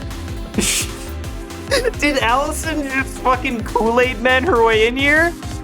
Allison, stay back! It's not! Allison rushed forward to the operating chair. She gazed upon Saturday's lifeless body on the chair. And what followed could only be described as the most blood-curdling scream Chio had ever heard. What happened? What the fuck happened? What did you do to her? Allison stood up and ran to Chio, and she held out her hand, which held a small pistol. Tell me what you did to her! She was so shocked and she was stunned for a few seconds, but realizing that an emotionally compromised young woman was holding a gun to her face, she spoke. She's been transported to a simulated world. Do you think I'm joking? Tell me the truth! Setsuki's now feeble voice drifted up. At some point, he had fallen over, unable to move. I'm so fucking sorry, but it's the truth. Allison realized that Chio and Setsuki weren't joking. Her face contorted in pain, but also in a vague sense of hope that Saturday was still alive. Then, she pointed her gun back at Chio. Send me in after her. I can't do that. There's no way I could. The rage returned to Allison's face. Send me in after her. There was nothing Chio could do to decline, and so she listened. She ran back over to the terminal she operated and noticed that the copy process had finished on Saturday's memories. And so, the helmet was removed from Saturday's now entirely lifeless body and placed it on Allison. To be honest, when I first watched this, I did not expect Allison's request of being sent in to include a gun. Yeah, it's a little silly. It's... the execution of the scene is a little cheesy, but you know, whatever, we love this. At some point, the earthquake had stopped. The chaos had given way to a horrifying silence. But at the same time dramatic. I mean, yes. It works. Yes, Sawa, I agree with that. It works. Setsuki remains slumped on the ground. What have we done? Everything. The engineer and the president gazed upon the two lifeless bodies that had just a few minutes prior had been full of energy and hope. Surely you knew this could happen. I didn't. Of course I didn't. Neither of us will ever be able to live with this, you know. I'd be fine with not living at all. After all, I've ended the life of my only remaining daughter. Just then, a loud shot pierced the regretful silence. Setsuki Tasugari! Chio Sakabura! Hands where we can see them! About a dozen men in military uniforms rushed into the destroyed atrium, guns trained on the only two remaining people in the room. And in the middle of them stood someone else. Are you going to give up, like him? Surely you understand. Saturday and Allison are alive, and they can still survive. Yet he already views them as good as dead. Is this implying that she showed up?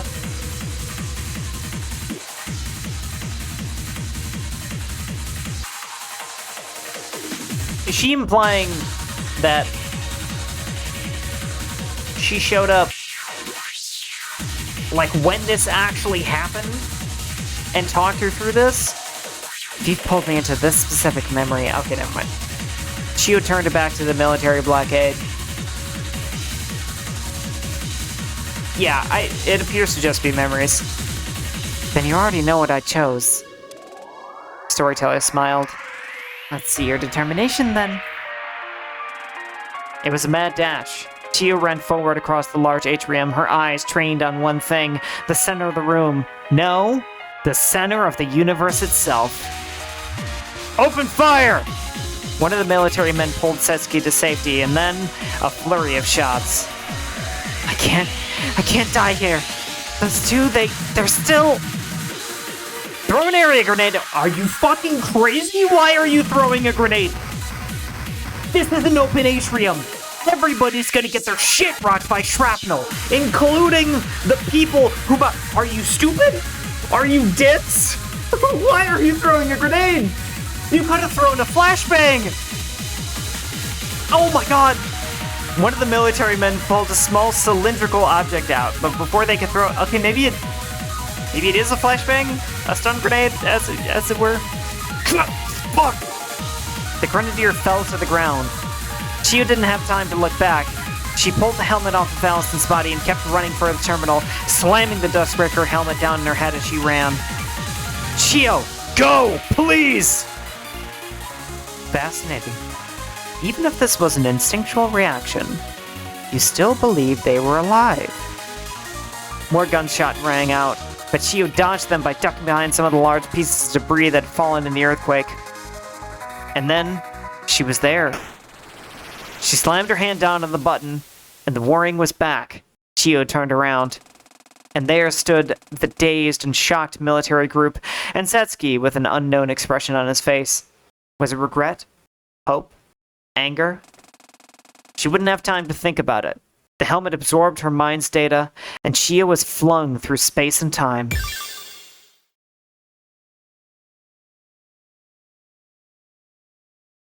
Hello, Chio. Still working away? Yep, we're pushing things close. Close to what exactly? I'm not sure yet. That's what I'm trying to figure out. But something is approaching the Unity Nexus, and fast. Is it ultimation? I can't say for sure yet, but I need to focus. The others are in the dining room, right? Seems like it. Okay, I'll be there. Go see what's going on over there. Alright! Is this the dining room? No, that's the kitchen. Dining room's over there. What are you doing here? Tell me. Whatever you're making in here, please go easy on them. Huh? What do you mean?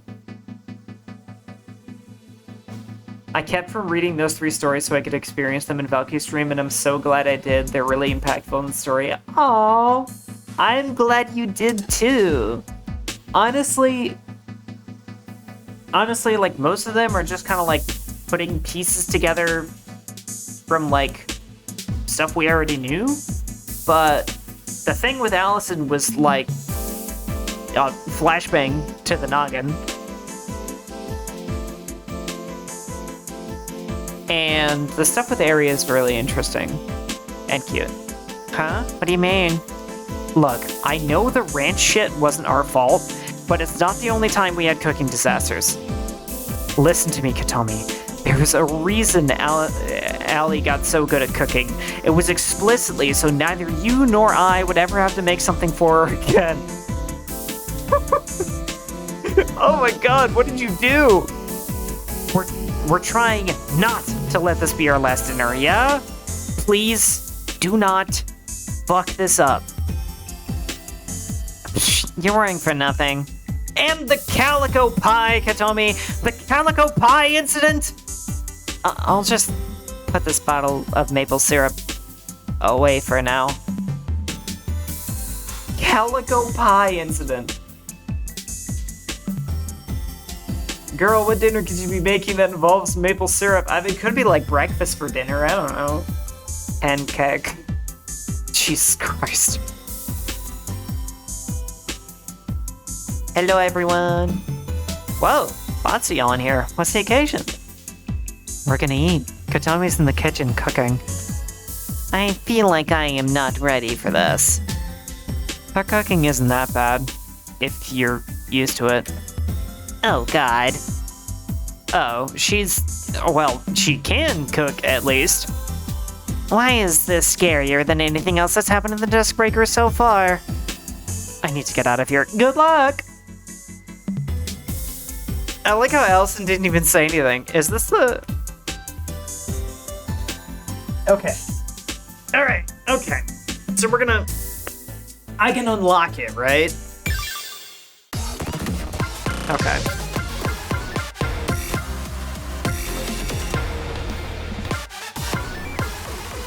Wow, they are not going easy on these. Isn't this gimmicky as hell? Oh, no, it's not. Oh, right, isn't this the one that's, like, hilariously easy? Okay. Castellian won my beloved. Okay, I think I'm gonna do these without gauges. Well... I bet I can. No, it's fine. I'll just do them in basic.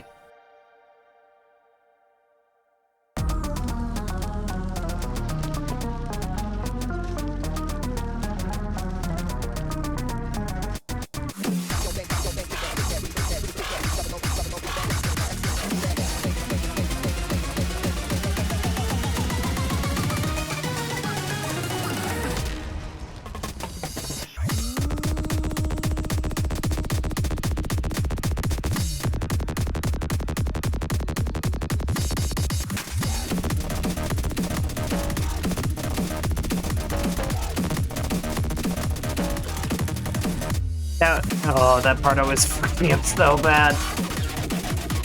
It's just so nonsensical.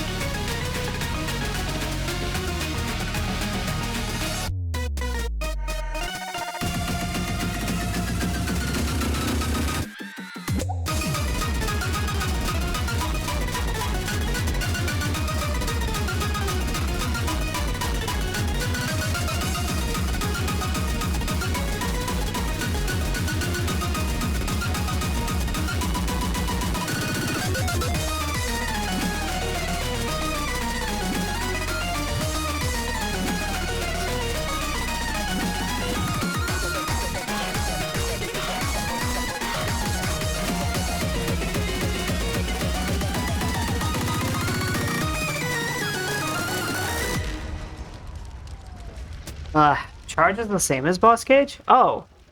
Well, damn.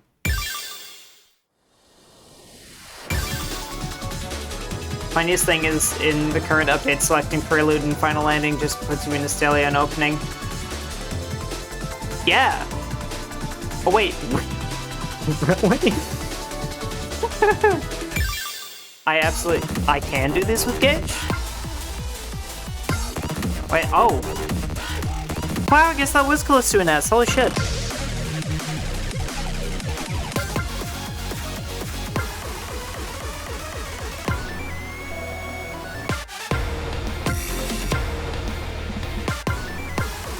Damn. Damn. Maybe I'm better than I think I am. Alright. I don't remember what Stellian 1 or Stellian Open actually looked like, but I think I remember it being pretty funny.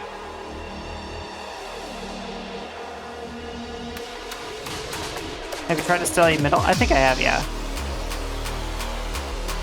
Wasn't a Stellian the Final Landing song? Because if so, that just put me on Middle anyway. Oh yeah. Oh yeah. High intensity.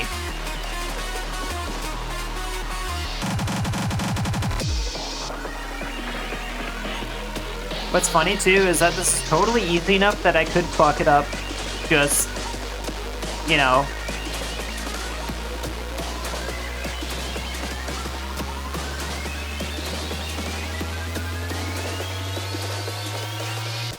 Can you still hear the song of the cosmos?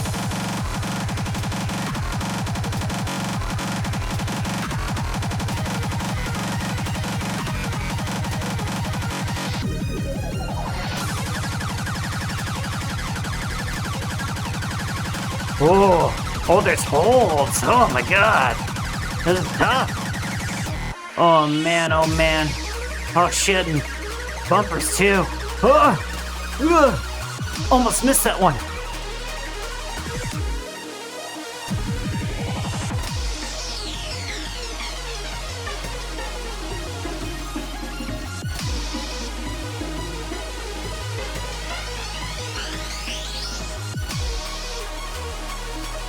Oh god.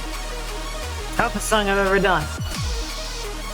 I think you chose Prelude because not getting enough gems in End. No. So what happened was I used one of the accessibility settings to relax the unlock requirements, and then I did it on opening, which put you on middle for this song. Because I definitely would have remembered if this was my boss song for final ending.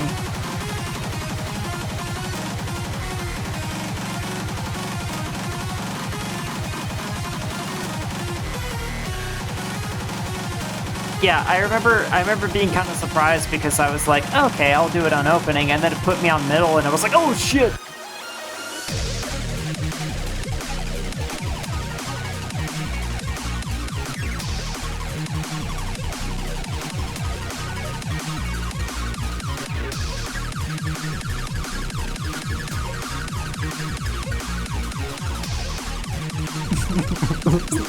Short is so fucking funny. I can't believe it took me this long to get an AC on this too. Yeah, critical. Game so hard.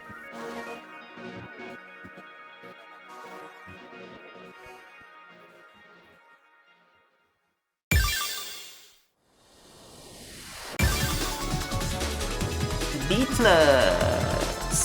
That is so close to a VS.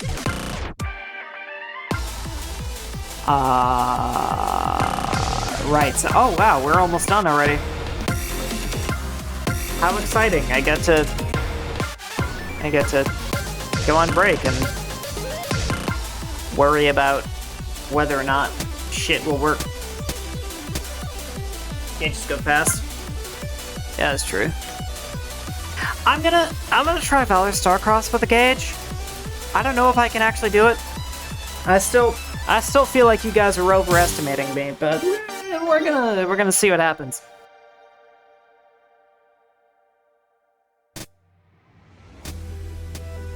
God damn it. Rizu, can you snooze ads?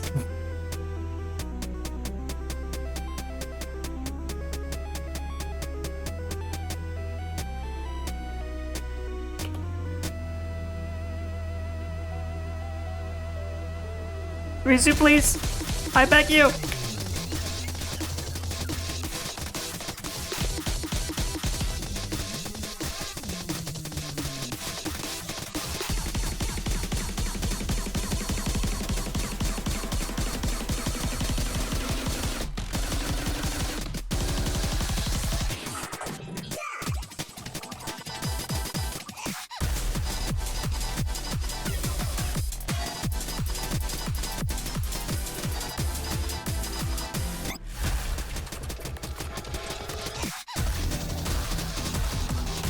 Oh, there's that one fail.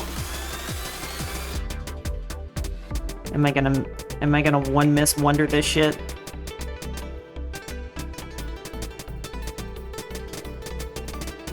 Nope, I am certainly not.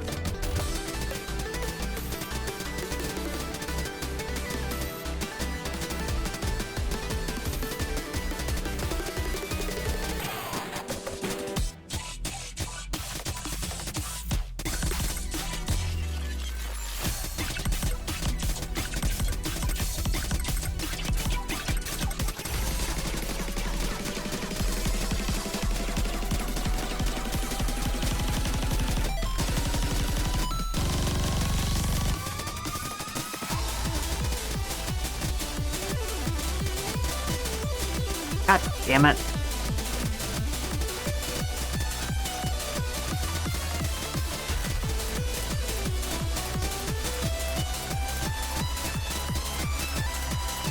I just missed a bunch of notes because I was looking over and noticing that the ads weren't snoozed.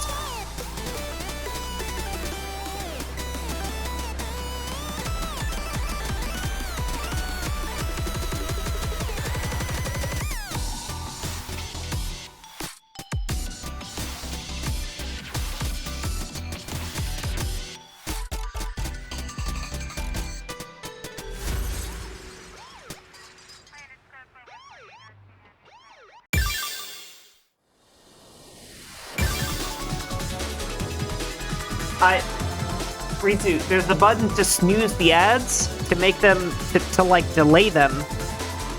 And that's what I was asking you to do.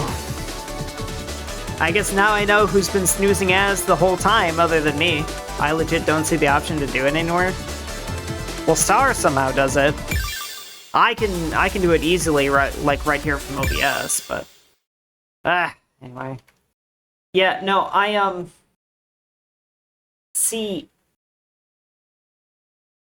See, the thing is I wanted to delay the ads so that I could run a big ad while I was on break, and it's fine. It's not a big deal. Okay, so I have to close the game now because okay, wait, just to be clear, I know how this bug works. The game crashes when I try to launch the song. Isn't that right?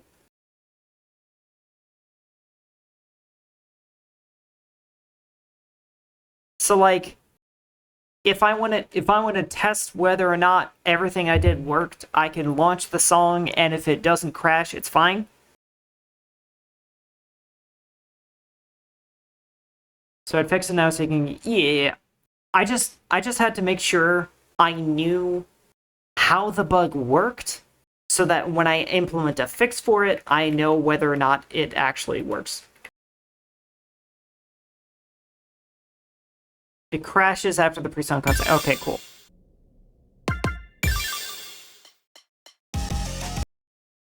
Alright. So, take you guys back over here. Hello. Hello. Am I looking cute today? The correct answer is yes. Yaha. Someone please call me cute, I beg of you. I live off of affirmations. I'm gonna die. Okay, anyway. So, thank you. So, I was joking, but I'm not gonna say no to a compliment. Anyway, Valky cute, yay! Yay! Yay! Oh, egg? What? Why aren't the eggs working? Oh God.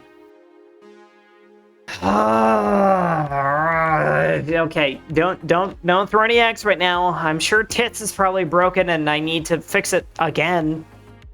Making a scramble over here, yeah.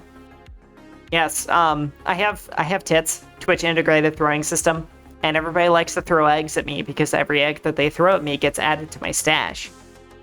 I'm an eggy enjoyer. Definitely not an eggy thief, because all eggs are mine by divine right.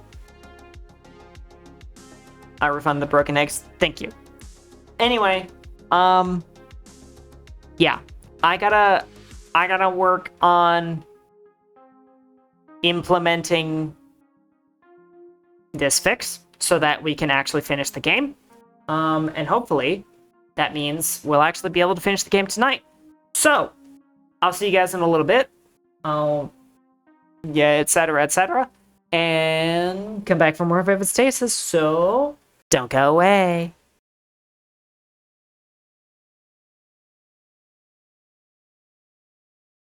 Ayo.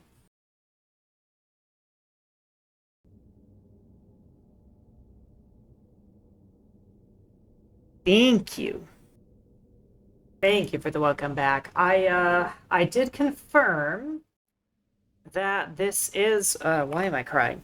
That this is the right version. This is 5.0, not 5.01, so this should work. If it doesn't, maybe I actually will cry. Then I'll fucking give up and go to bed. Oh, shit, sorry.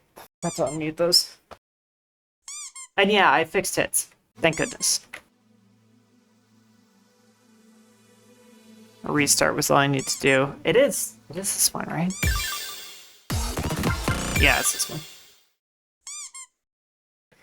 Alright, everybody. All of you who are left anyway. Let's do this. Last challenge song before we enter the theater. Interior crocodile alligator. Last but not least is you. Me? Oh. Yeah, I drive a Chevrolet movie theater. They used to get stuck in my head all the fucking time. It's you. Sure is. You know, I've been diving into the memories and feelings of everyone, trying to learn more about what someone like you feels. I want to know how much I'm overcharging them for basic maintenance work. Oh shit, I never actually read what you said because a lot happened. And a lot was going on. Squeak. Squeak. Thank you, Squeak. Oh shit, it's completely lost. God damn it. It's it is gone. It was no longer in the chat log. So I'll just use context clues. More about what someone like you feels. Is it so unfamiliar to you? Being artificial? You can go into mod mode and read my messages. I'd have to open Twitch to do that.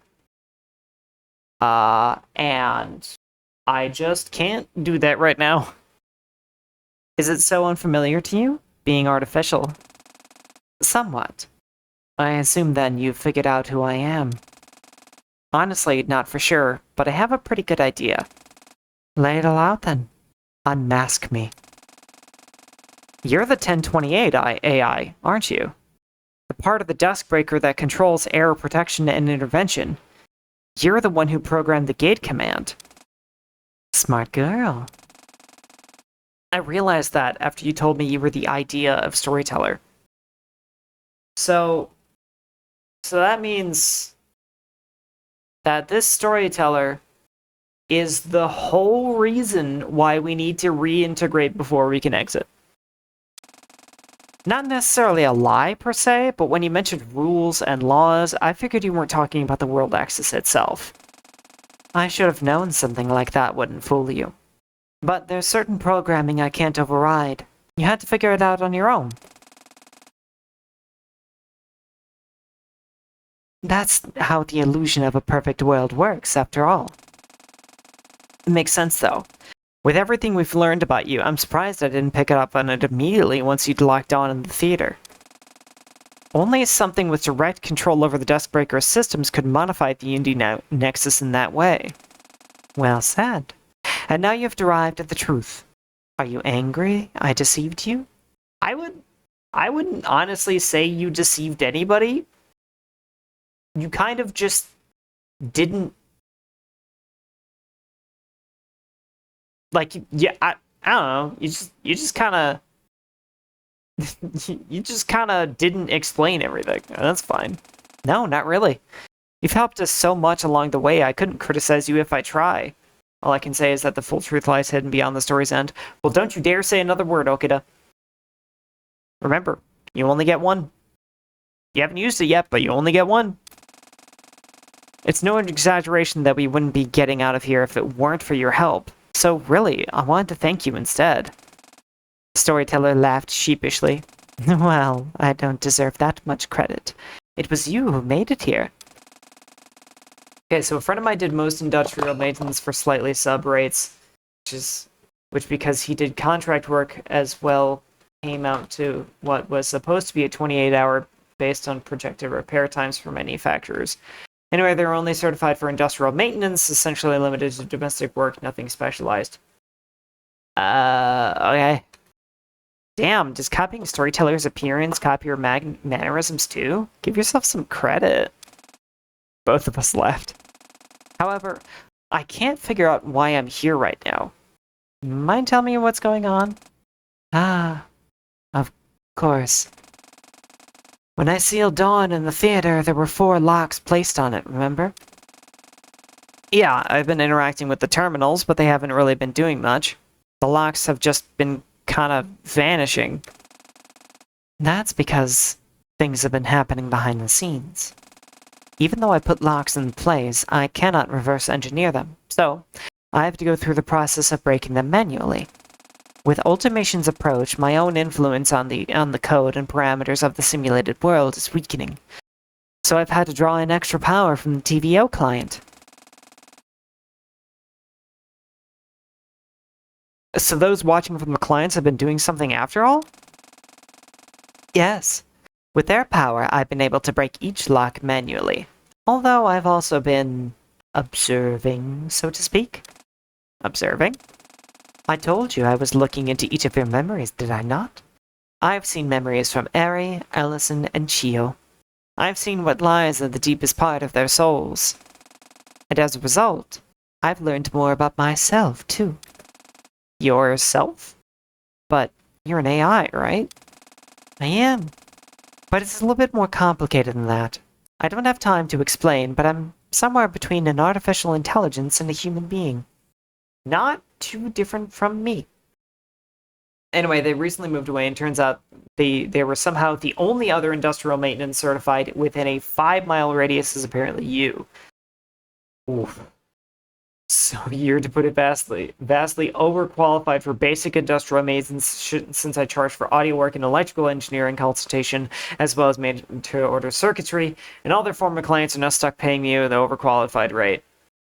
Ah.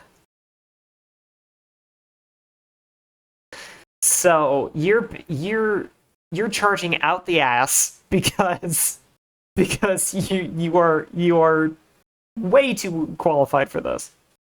That's funny. Not too different from you, yes. In no uncertain terms, an Archon can be described as a being of divine machinery. Sometimes that machinery is more literal than otherwise. Uh-huh. So you're also trapped in here? No. My situation is completely different to all of you. I am safe, and my happy ending doesn't require any of the hardship the rest of you had to endure. Damn, lucky. Maybe so. Anyway, there's only 1 lock remaining now, and you're standing here in front of me. So, are you gonna dive into my memories too? Not quite. I've done that enough. Instead, I have a simple request. Oh god. What's happening? I'm, however, stuck working 7 a.m. to 5 p.m. due to oh god. Suddenly a bright light surrounded the void we occupied. Storyteller flourished her hand, and a spear-like weapon materialized in it. Prove yourself to me. Prove to me that you're prepared for what lies beyond this final door. I won't harm you, but I want you to show me the strength of your will. I see. If that's how it's gonna be, then I'll play. I focused on the determination of my heart, and I held my hand forward, and then I felt it materialized. My own hollow weapon. For Dawn, it was a pistol, determination to escape the tail no matter the cost, to shoot it for the shot, the freedom she was guaranteed. For Suki, it was a scythe, the Reaper's weapon emblazoned with something. Fuck! God damn it! And for me, it was a staff. The power to make my happy ending real, even if it seems like magic. The power to... You're very good to show me the girl you've nurtured. That's really cool art. I really like it. Stop it with the fucking auto-scroll. Oh my god! Ugh.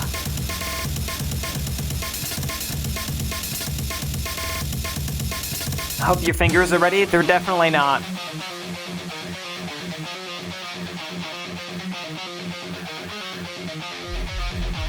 Opening 9+. Woo!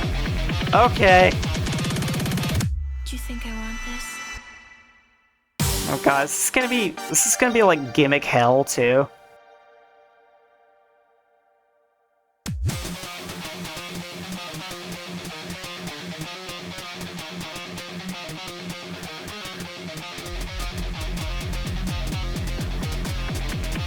I hate this already. I hate this so much. Do you think I want this?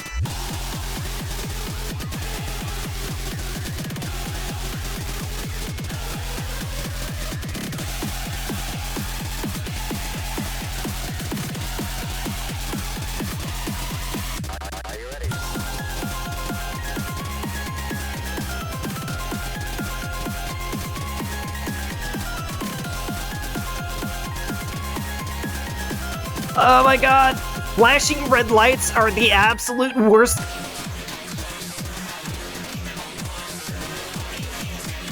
Studies have proven that flashing red lights are like the #1 migraine trigger.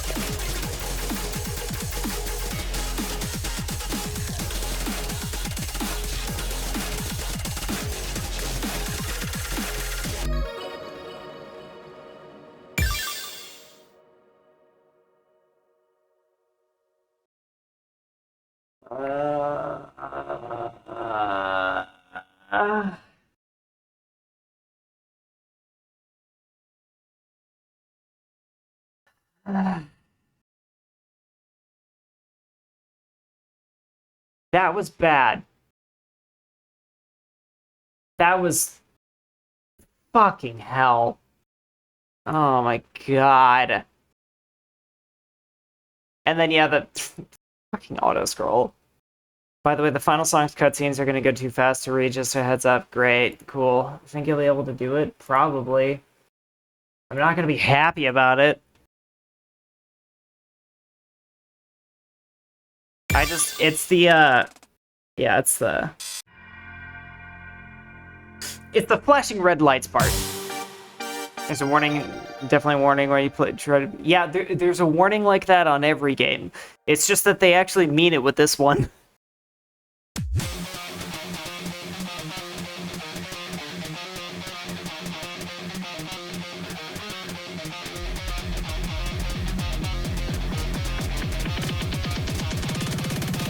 Do you think I want this?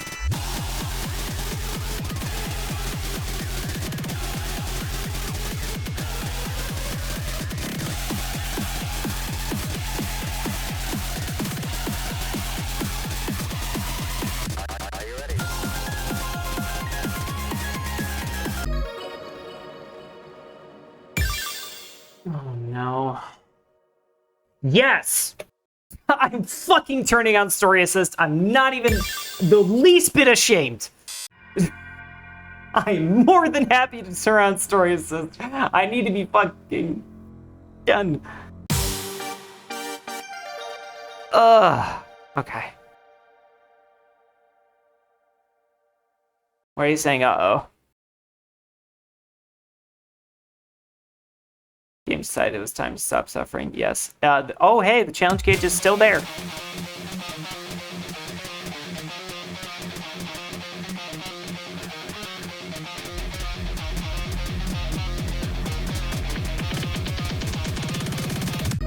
It just...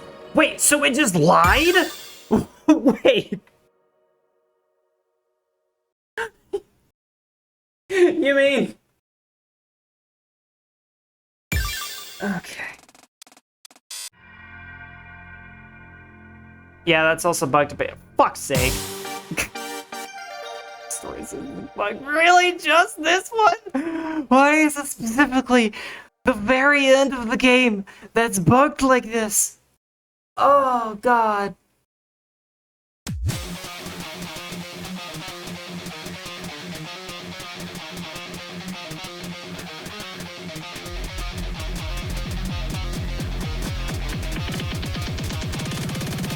Do you think I want this?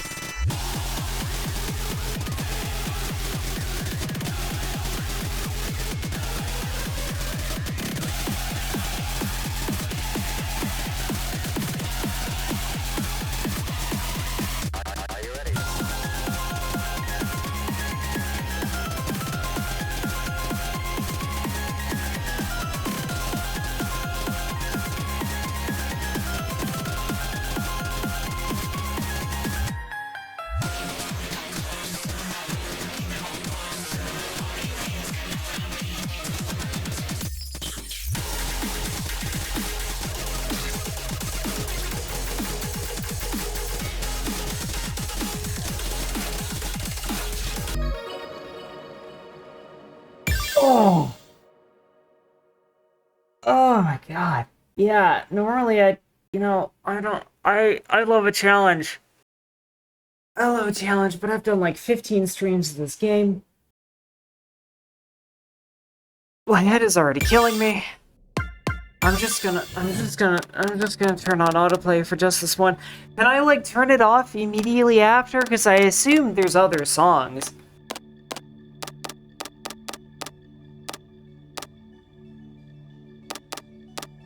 Okay, cool. I actually do already have, like, a pretty wicked migraine just looking at that. This is so frustrating that this is a thing I have to deal with. Can I make a new long-term game request ever Vivid Stasis? I may or may not. I may or may not do it, but you can suggest it. Oh, it's right, it's an accessibility. Okay. Huh! Oh, I'm fast now. I'm quick fast. Oh, oh, okay. So I'm gonna hit start challenge.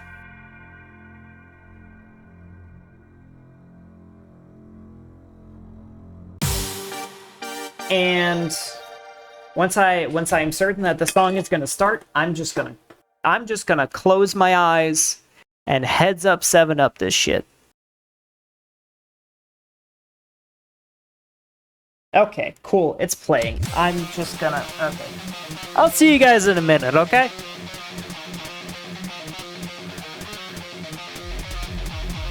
Look at how good I am at this game. My god, I'm hitting every note.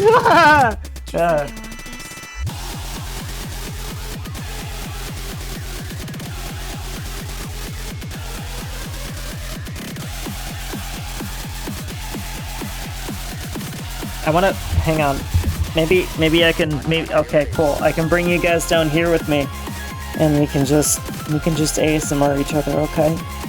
I'm gonna whisper you lots of sweet nothings. You did so good today. I'm so proud of you.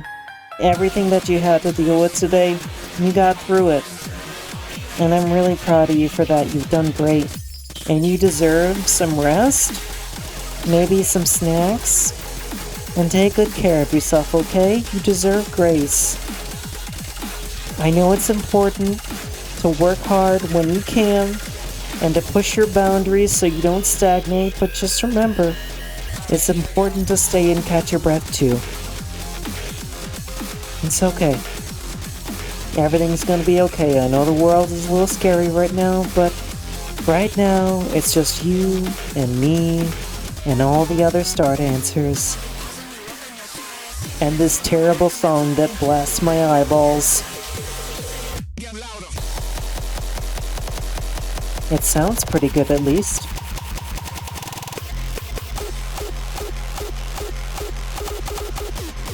I wonder how much of this my noise cancellation is cutting off. I'm trying to, like, whisper but not be too quiet, you know? You know how it is.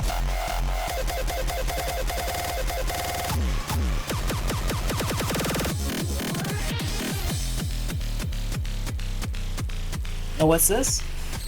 Don't stop. Oh, okay. Watching this story for so long, I didn't ever think about what it'd be like to be in it. But even just being here like this, I feel well and truly alive. You know, This I art truly is so cute. appreciated everything you've done to help me.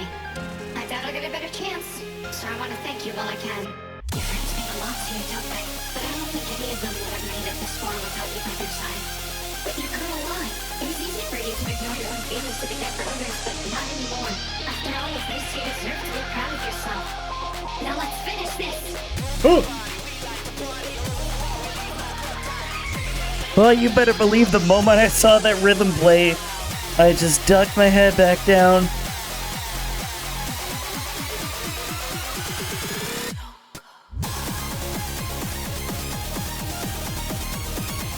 But yeah, like, not gonna lie, I've played a ton of video games in my life. I mean, I'm like, probably like many of you, where like, I grew up playing games. And like, maybe there was always like a little bit of a correlation between my migraines and my game playing, but honestly, it's never been so severe as my time playing Vivid Stasis. Like Vivid Stasis taught me that strobe lights give me headaches. Oh, it's crazy. also saw really briefly something in chat, and I think it was something along the lines of Star's proud of me. Was that it? Okay, cool. Okay. So what did I scroll? Damn it! You have time to turn it off. Cool.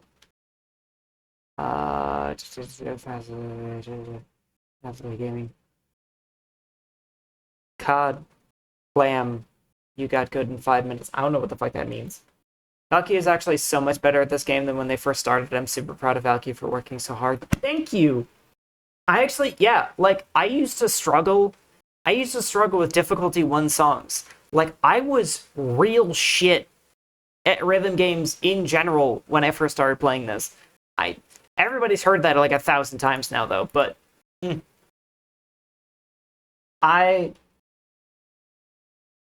Oh, Fish, there's a really cool, like... Yeah! Yeah. Like, seeing how good I am now, like, it's a gigantic improvement than when I first started. So, yeah. Thank you for being proud of me.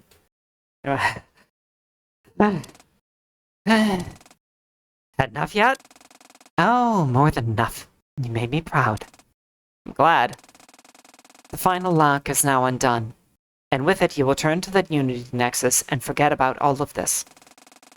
Thank you for indulging in me in this. Even though we likely won't see each other again once you're out of here, I'll treasure the things I learned by watching over this story. Well, don't count on me never seeing you again. Even if I don't remember you, I'm sure we'll find each other again. It's harder than you think to escape Saturday Tassigari. Both of us laughed. Well, it appears this distant dream has drawn to a close.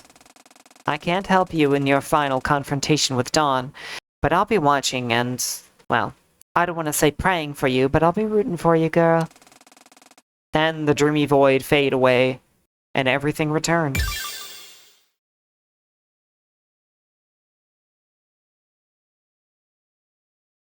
One of the achievements is called Book Gennaro is a Chad only the wealthy can afford our wonderful virtual reality. What if we had like a coupon day or something? That's the name of an achievement. Anyway. So I gotta go back to the main menu first. Don't go immediately talk to Storyteller or anyone besides Allison. That just boots you to a cutscene. Okay, cool. Oh, just the book... Gennaro is a Chad. Okay. Autoplay off.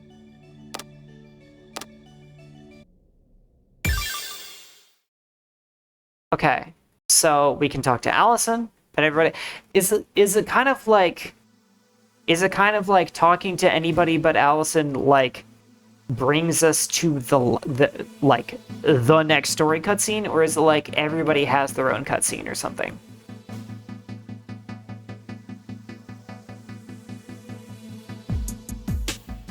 What about the assist? Did I talk about... Oh, shit.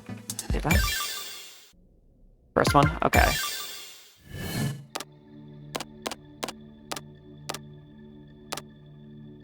Assist mode disabled. Okay. Content warnings. Alright, I forgot there were content warnings. Legacy font. I really like the 5.0 font, honestly. I love the 5.0 UI. That's probably my favorite part of all the updates. Hey, Saturday. Everyone's gathered at the theater.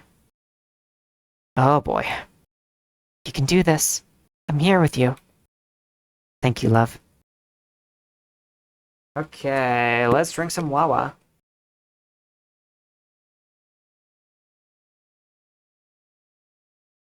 I will say I appreciate the old font better. I appreciate the toggle. Yeah, that's fair. To each of their own. Okay, so if I talk to any of them, we're getting started. Everyone was gathered around the large gate. It had finally been unlocked with the 4th lock broken. Alright, it's almost time. Yeah, but first there's something that needs to happen. Suki? Yeah, you're right. Suki came over to stand next to me. We're going to rejoin minds. I'd like to ask for some privacy for this, please. Of course. Everyone, let's go to the dining area. Everyone nodded, and they left the area. Suki and I walked down to the foyer where the remote terminal could be found.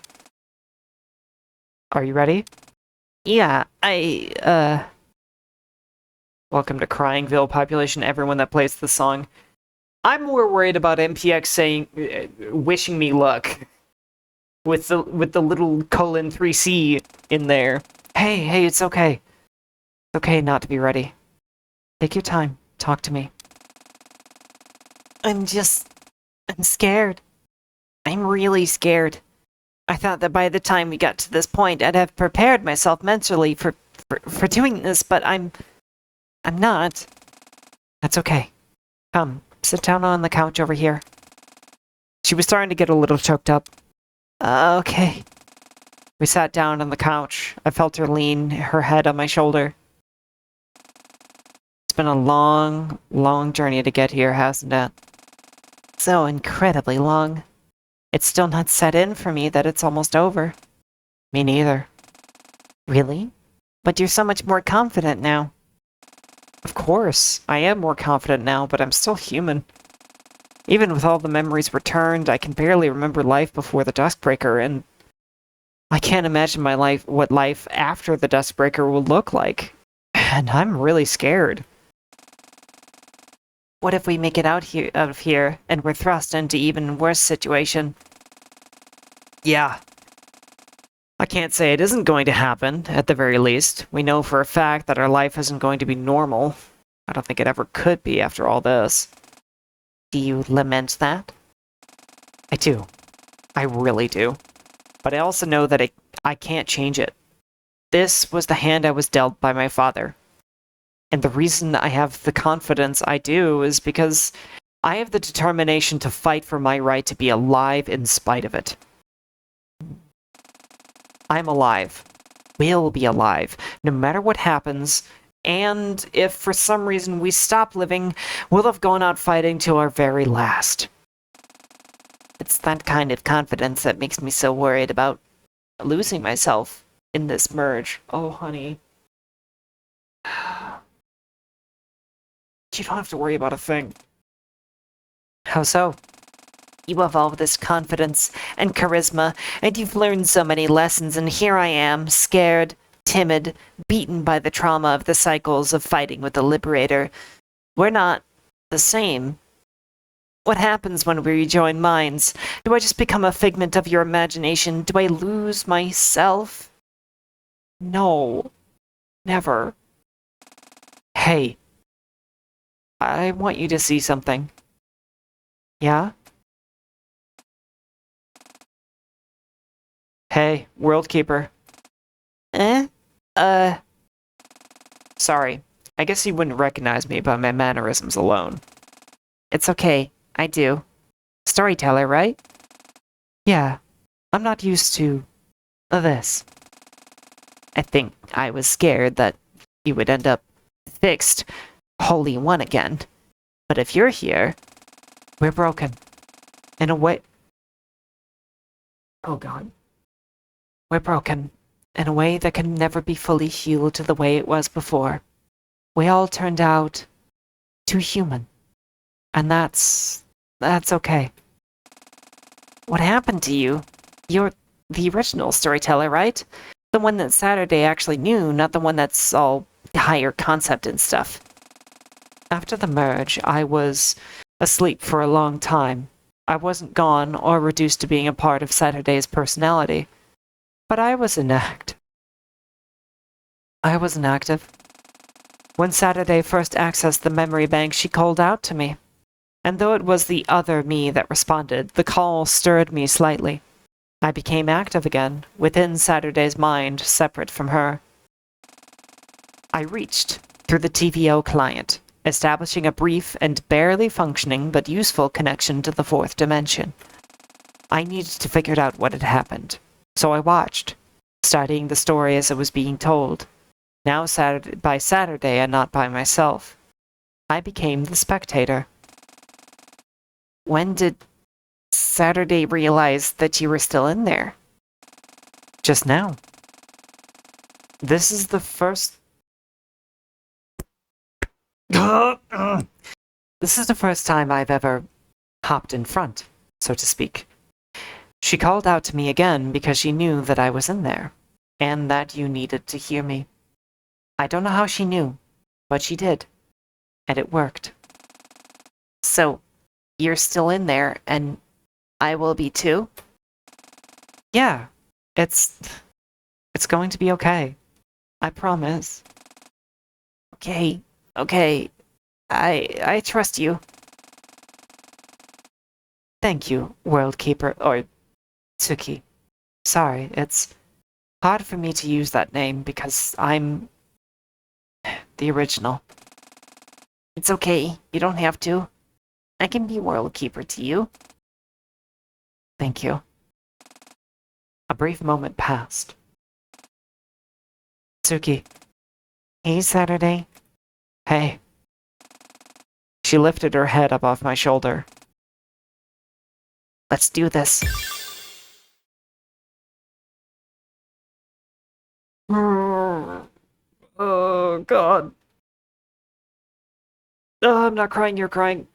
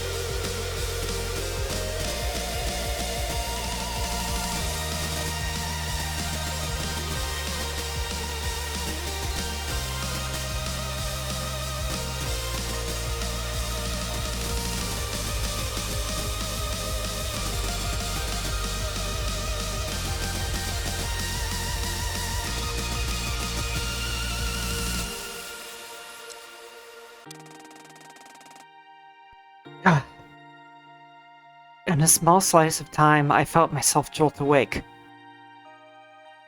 Tsuki stood across from me. Well, did it not work?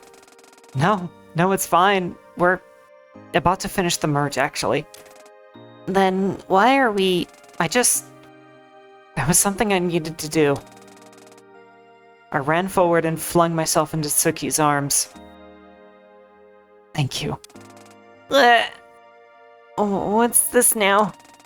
Thank you for trying to keep me safe. For thousands of cycles. But I was acting out of my own hollow ideology, but you were still trying to protect me. No matter how inhuman the one acting it out was, your desire was kind. human. Irrefutably so. Fuck. Yay. Look. This is the last chance we'll get to talk to each other like this, okay? Even if we're still able to talk to each other, I wasn't comfortable leaving things off without doing this. God damn it, you're so sentimental. Sorry, I just... Forgive a girl's selfish intervention this once, yeah? Sure, Saturday. Just this once. We embraced each other in a tight hug that felt like it could have lasted for centuries. But time was ticking. See you on the other side? See you on the other side. And then a bright light filled the void, and the process resumed.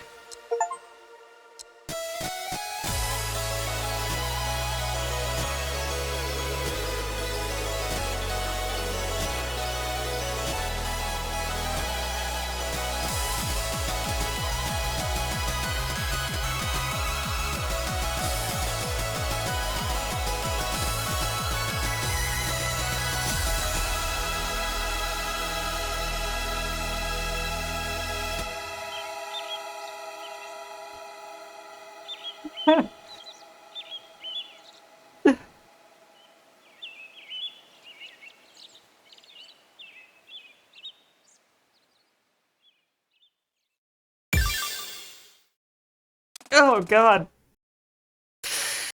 Ugh. Fuck. That, uh,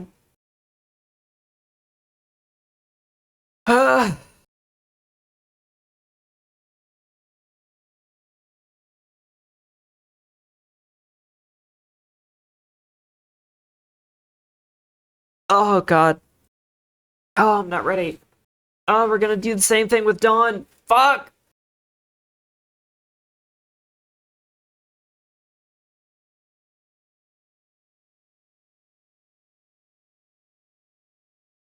I...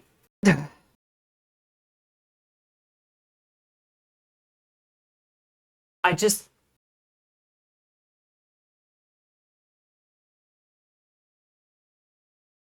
I don't know how many of you regulars are here.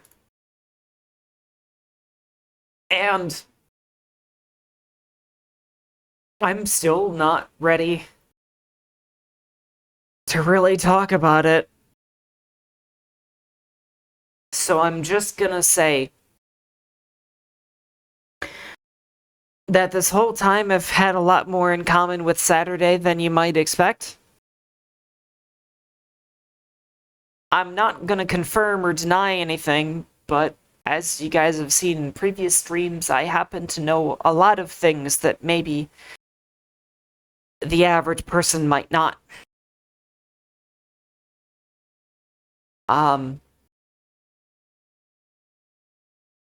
So I'll just say whatever theory you have about me, given everything that you know,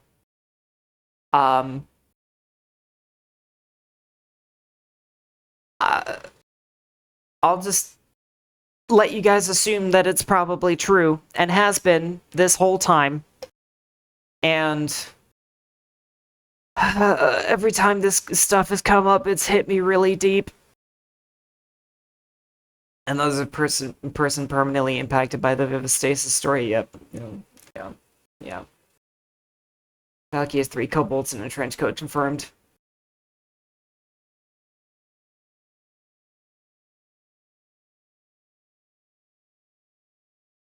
More like 5, but who's counting?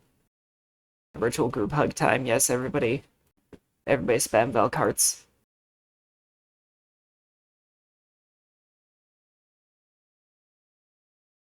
You obviously... What? Me, obviously? What? I'm confused. Space! Oh, thank you so much for the follow, MPX. Oh my god, right after I've gotten done crying like an idiot. Oh, hey! I forgot that 140 followers was our goal. My god, that's pretty fitting given that we're gonna end Vivid Stasis in a little bit. I don't have anything planned for 140, but I do have something planned for 200.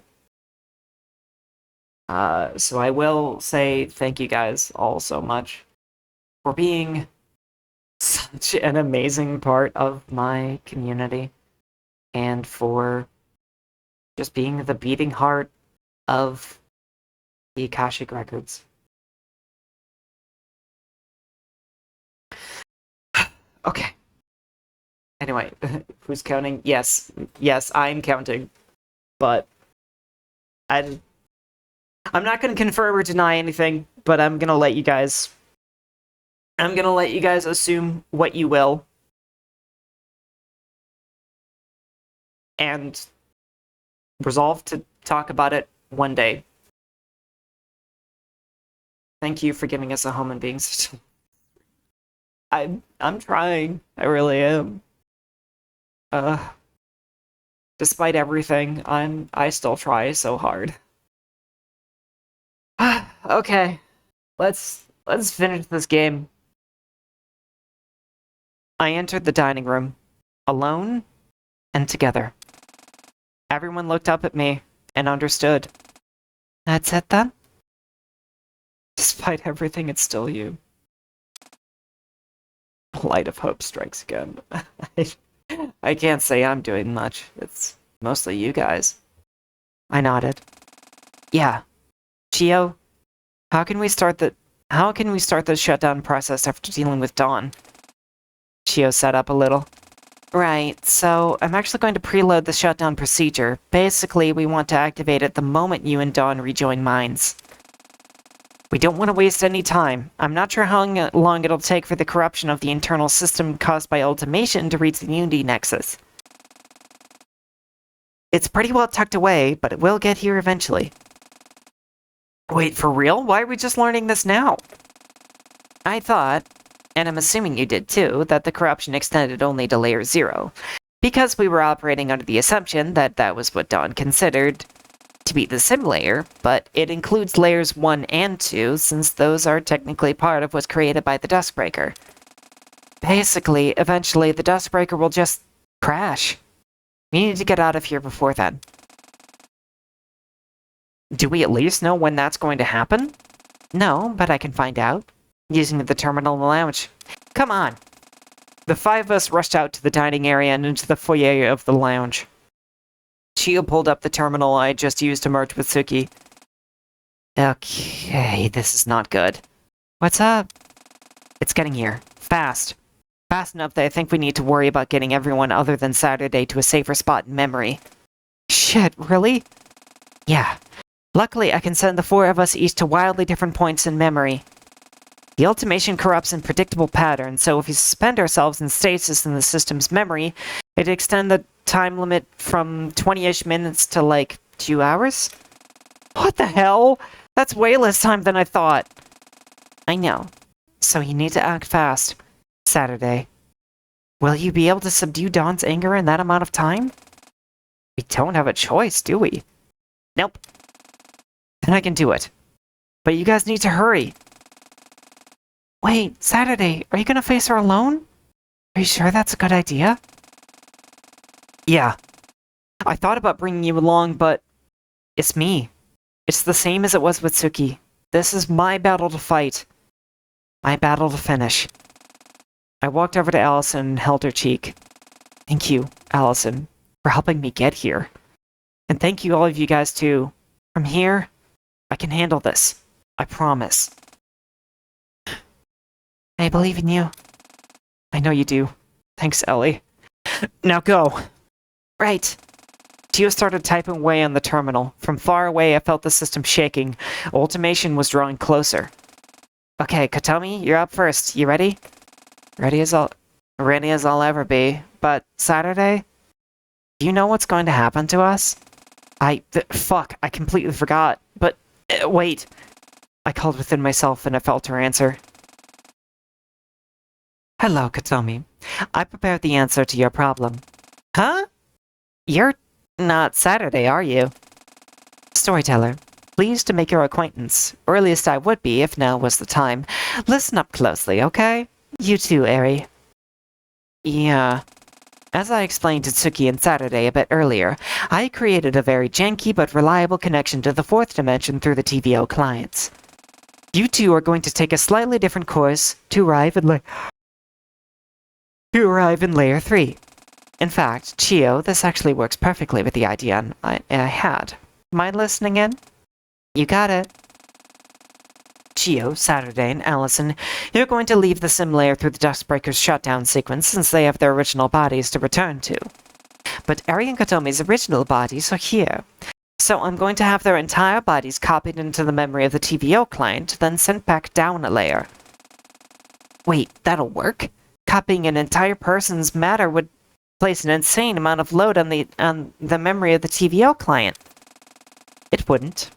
It works a little differently for you three since this layer scaling is largely proportionate to the original layer, because of it being simulated.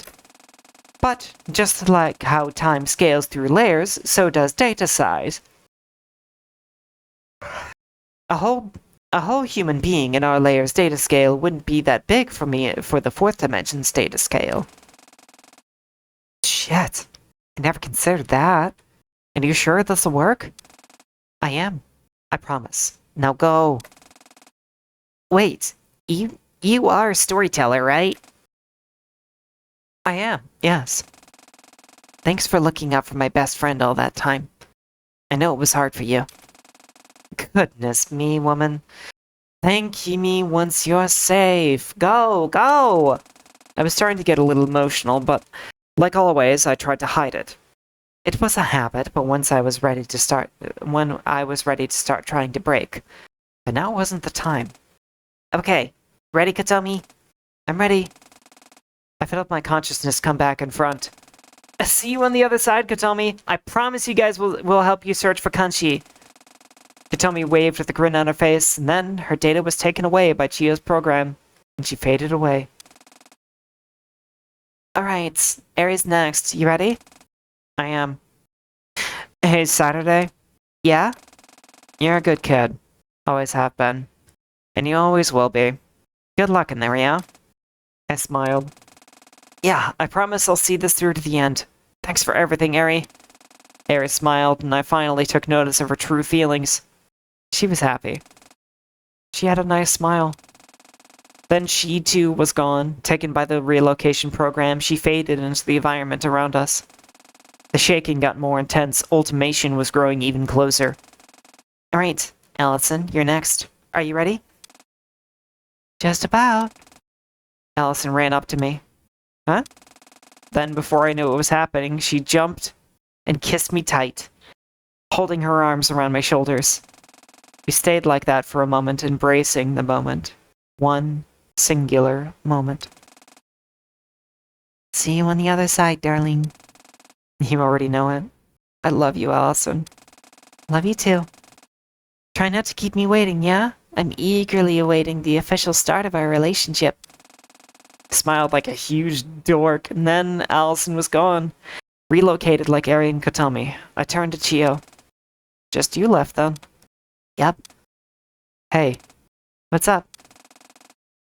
You're one of the nicest people I've ever met. Chio looked surprised. Oh, she did. She learned how to vocalize the tilde. Oh. What's this all about? No matter what happens, I want you to always remember that. I know it's tough to go on believing in yourself after you've made a mistake, but you don't let that define you. And if you ever fall into the loop of beating yourself up, I'm gonna come find you and immediately smack you across the face until you realize how goddamn much you mean to me. Chia wasn't sure what to say, but she smiled. Wouldn't have it any other way. Then she typed up a final command on her terminal, and she was gone. The shaking grew in intensity. I could now feel the ground begin to shake around me. This is it. Whoa! Ultimation made things a little funky. Alright. Oh, interesting. I could just be like, oh, actually, I want to do it on middle. Okay. 14 minutes? The song isn't 14 minutes, right?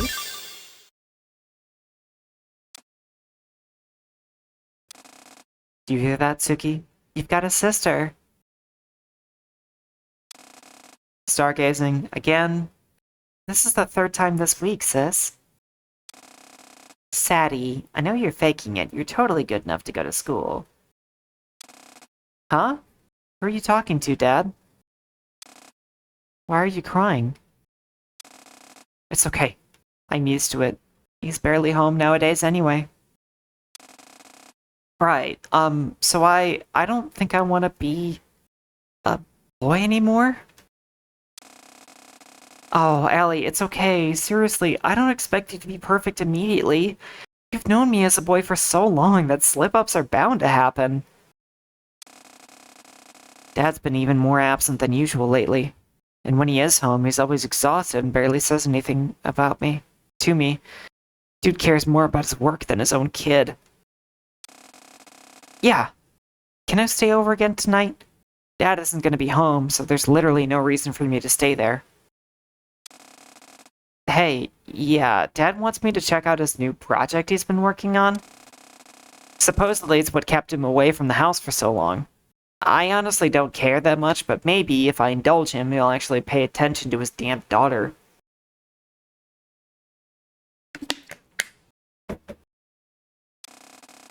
Yeah, he said you can come. On the 23rd, so like 2 days away. See you there, Ellie?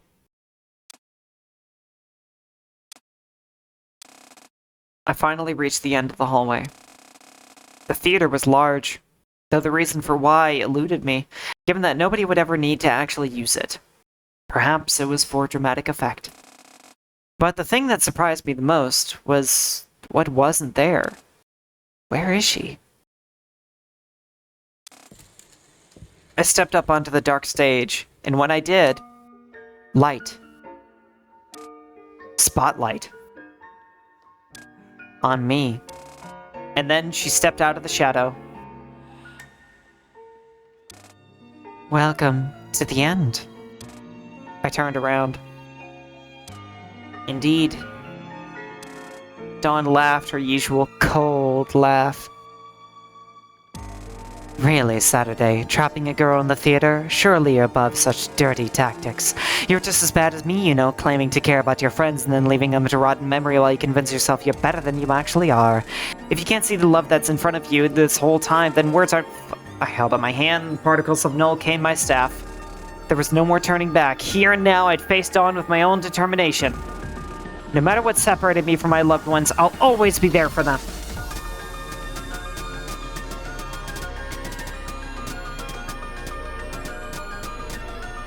I would say the auto-scroll is always a little fast.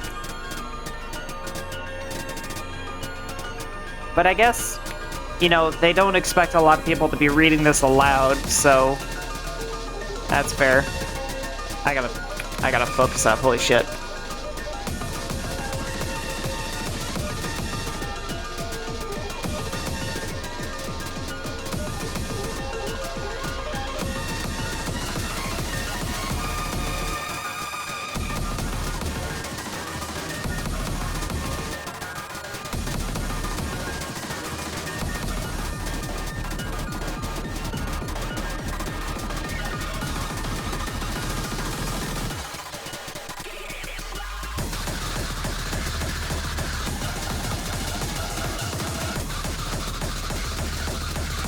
Oh, by the fucking cosmos, my eyes. It's fine, Belky, you'll get through it.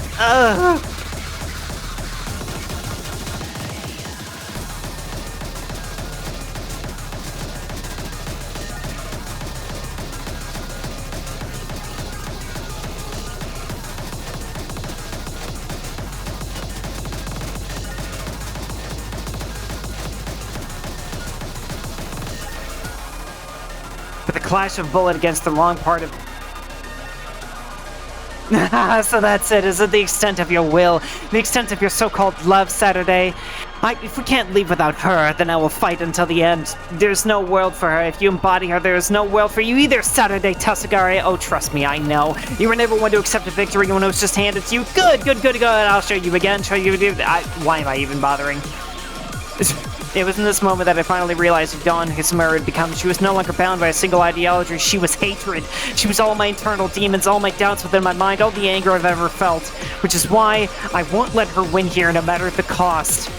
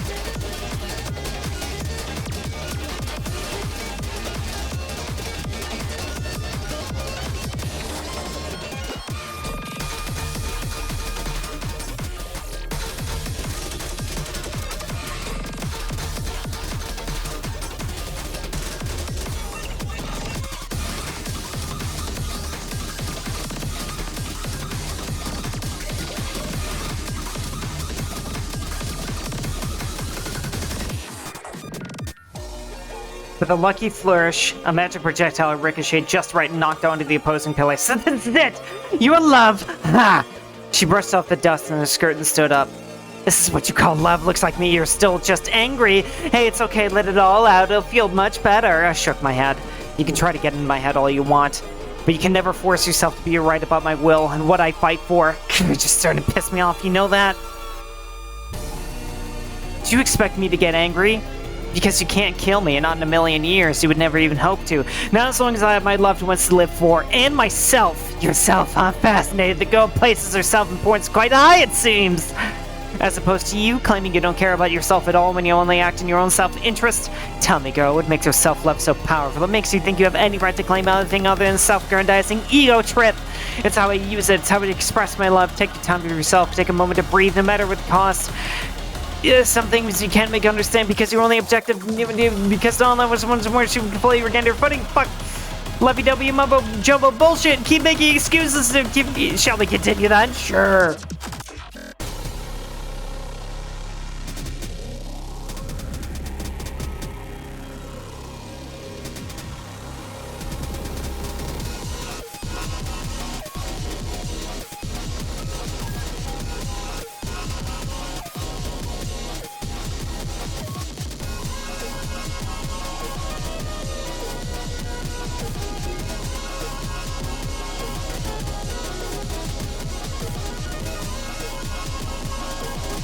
Yeah, I have to wonder, like, who has a regular reading speed that fast?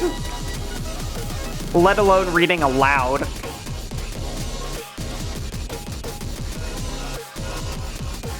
You? Okay, well, good for you, Immortal. As I reflected Dawn's bullet as I felt myself wearing thin. Shit, she's so fast. At this rate, I actually might. Then she shot a particularly scarily angled bullet a few strikes across my cheek. Ah, shit. Oh. Realizing Dawn had finally gotten a critical leg up on me, he stood above me, laughing. And there we have it. The end. Fuck, no, this can't be happening. Dawn twirled her pistol around her hand tauntingly. Sleep well, Saturday, you fought well. Voice was scarily gentle as she said that. Her 5-4 shot. Are you serious? I fell. Like, how the fuck? I continued falling.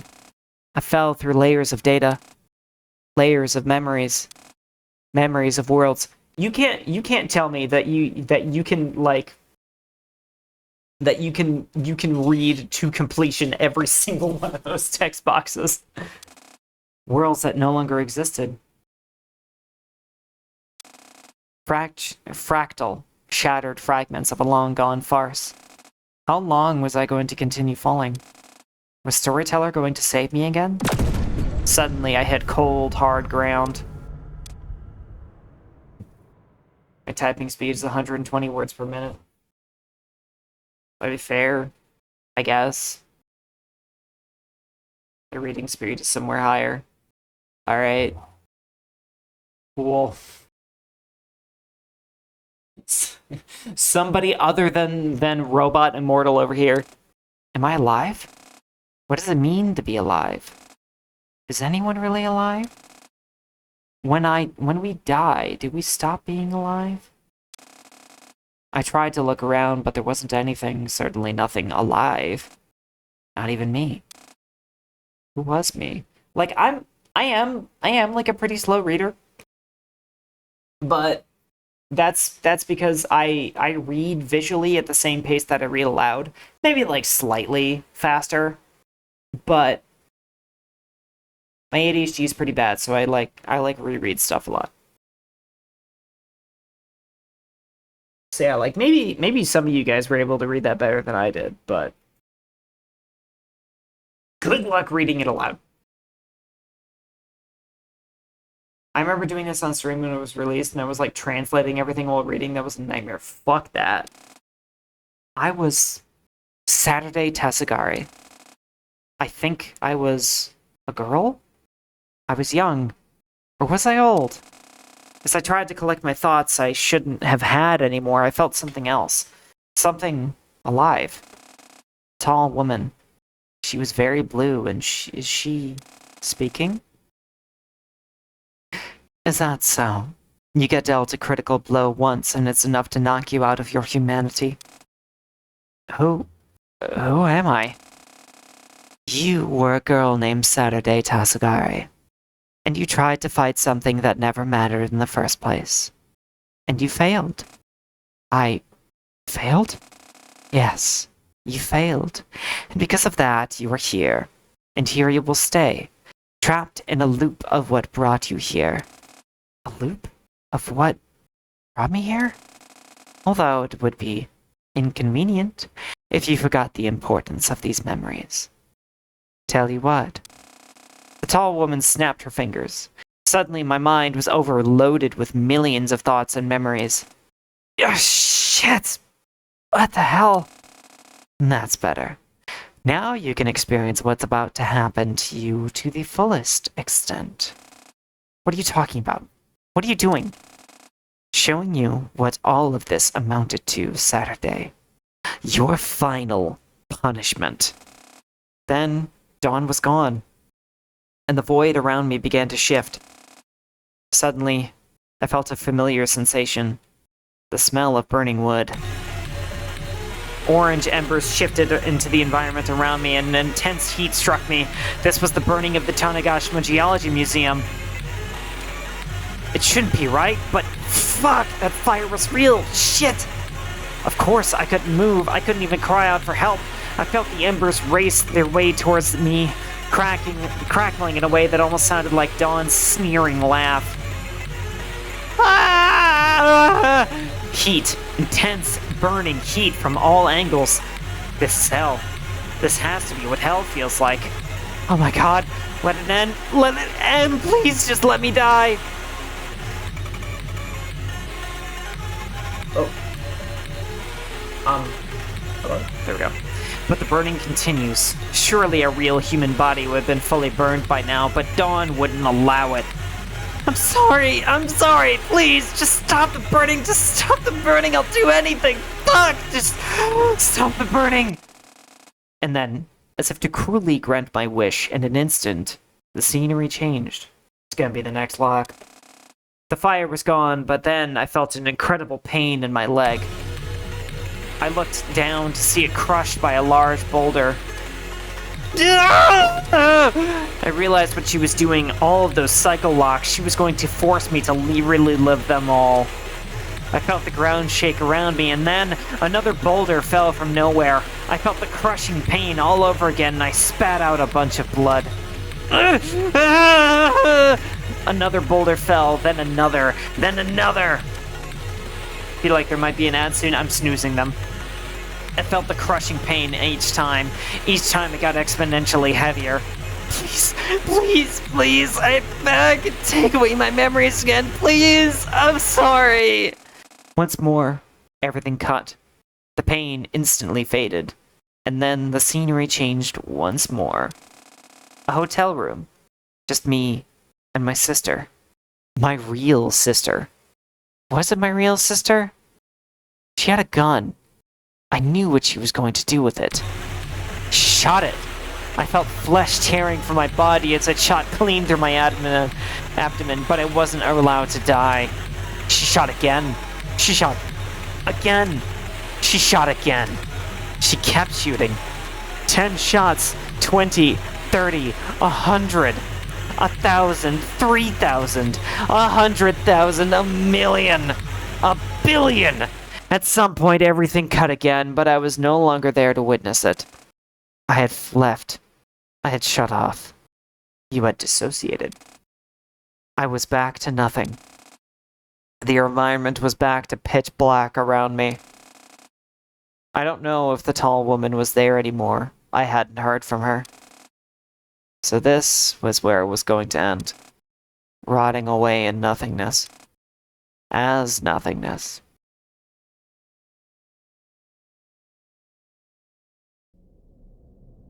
Well, that just can't be how it ends.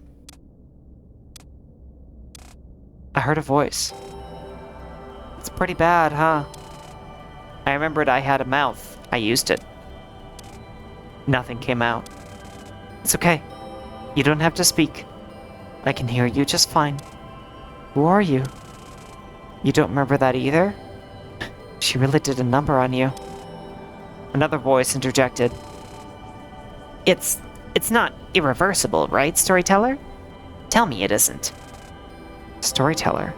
Is that your name? It is, yes. The other one is Suki. God, it hurts to see you like this. But I don't blame you one bit. She's just so powerful. Oh, this art is so fucking cute. All of the art for the past hour of this game has been so cute. She? The tall woman? Yeah, the tall woman. Her name is Dawn. Do you remember her? Shoutouts to Softy Sappy. Oh! Shoutout to Softy Sappy. Man, when are they gonna visit me? Dawn?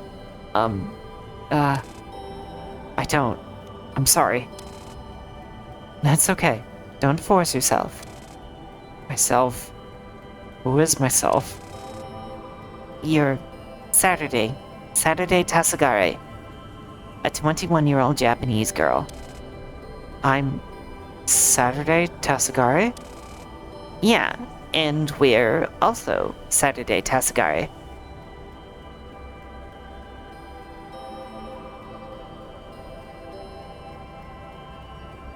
Also, rest of the chat, you do the saying which song is the boss song blunt rotation.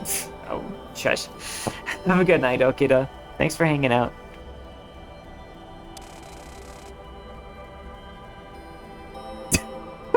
You guys are brutal.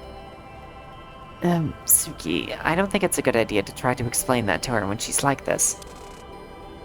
Yeah, sorry. Disregard that. This was all flying way over my head. Head? What was the head again?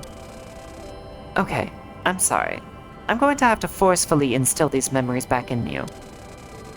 I really wish I didn't have to do this, because after all of that, the last thing you deserve is to feel more pain. What is it? What's wrong?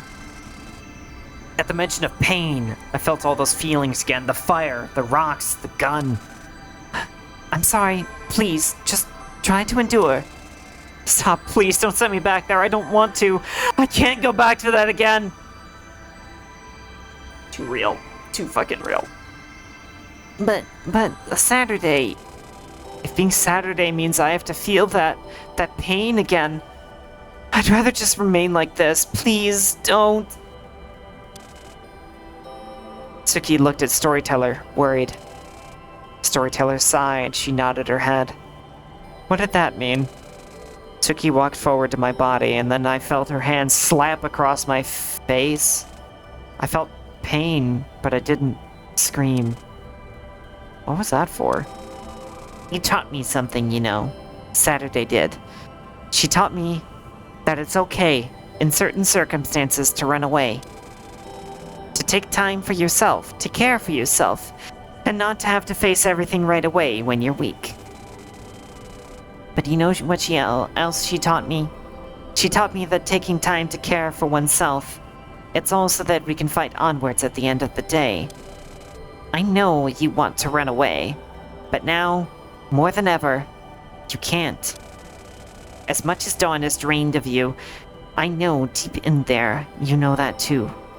Because you are, Saturday Tasagare, the most stubborn girl in the world. Deep inside me, something stirred. A fraction of a memory. A girl in a hospital bed. And another girl, leaning over, holding her hand in worry.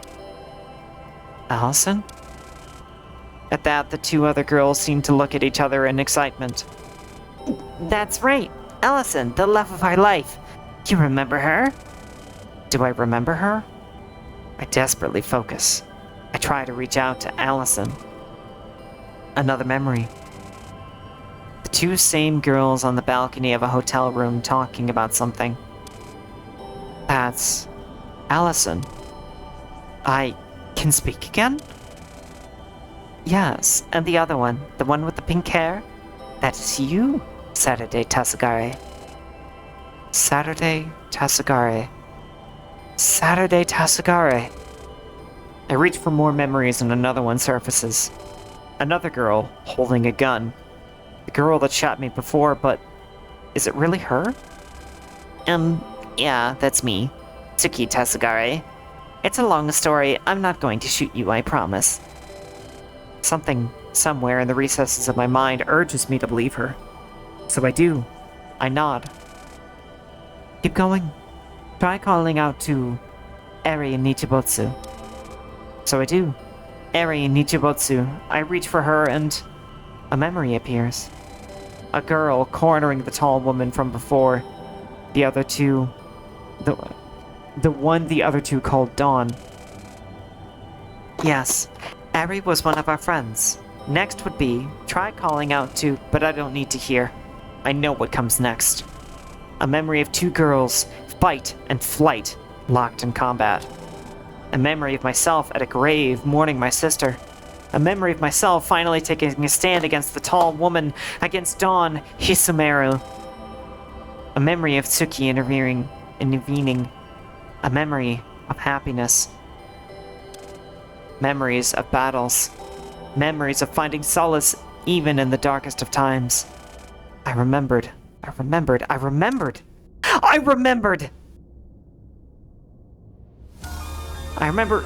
everything. Yes! Welcome back, girlie. Yeah, sorry about that. I just wasn't prepared for exactly what Dawn had up her sleeve. Not that I can blame you, we couldn't properly analyze what she'd become, hatred incarnate. It felt like Storyteller was blaming herself. I shook my head. Look, that's not important right now. I'm all here, but Dawn isn't. How do you get out of wherever here is? Right, about that. Where do you think we are? Wait, this is not the void? The true void? That's what I thought too. I fell through meta layers, didn't I? No, that's not what Dawn wants you to think. That's not impossible. She's synchronized with layer 2, but she's still similar to... Fuck!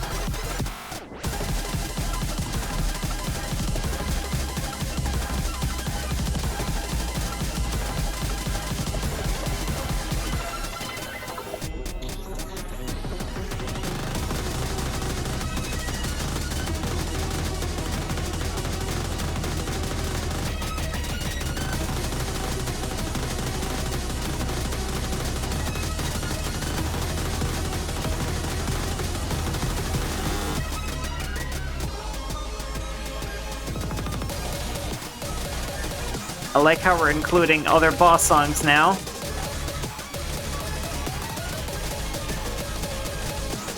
Not that many ain't fucking good at this.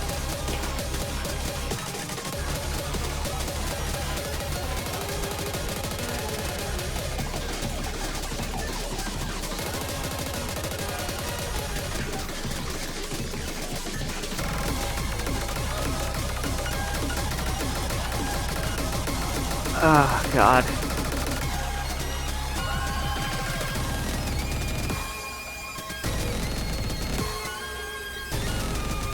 This one's getting me pretty bad.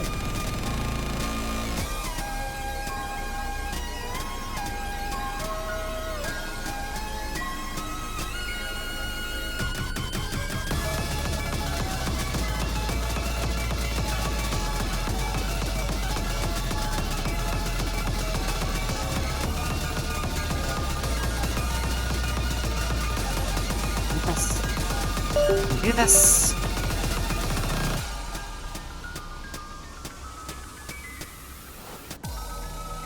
With the flourish, I feel my staff return to my hands. I feel familiar scenery to return to view, and I immediately see her dumbfounded. What the fuck?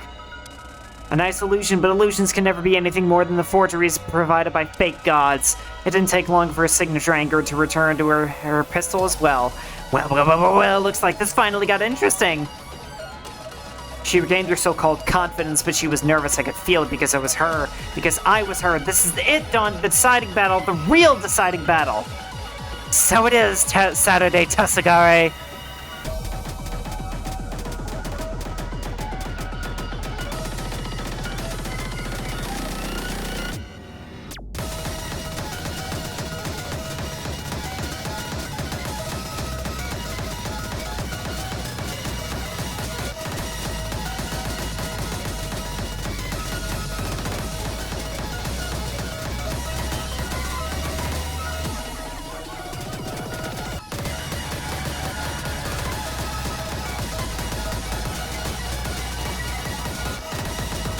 I can do this.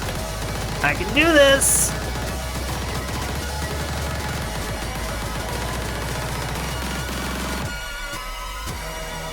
This is the final hit. Are you ready? Dawn held her pistol high and laughed. She too was preparing a decisive strike, and so ends the story of Saturday Tasagare. Been mistaken from the very beginning. Our story is just beginning.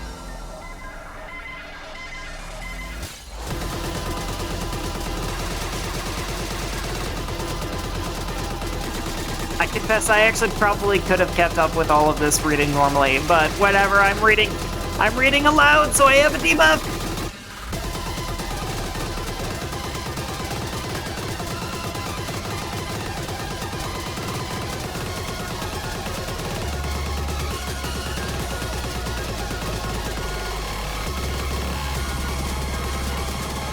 Actually, I know the reason for that confusion.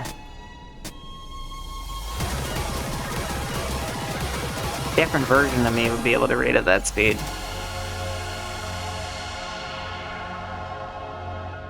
I'm out of snoozes. Oh god, I'm out of snoozes. 13:57. Holy fuck. When the dust cleared, a bright light shone down on us from above.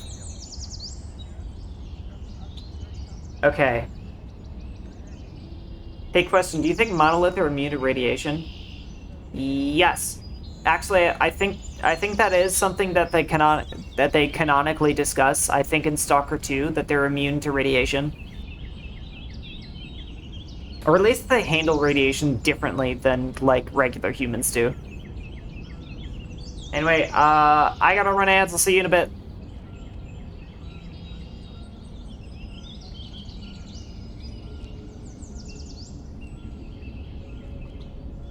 Oh man, we are right there.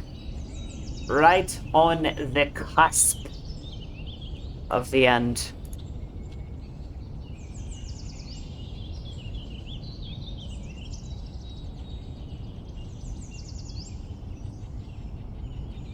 At least I hope. Not that I dislike this game, but I got work in the morning, man. Did Strider mention it?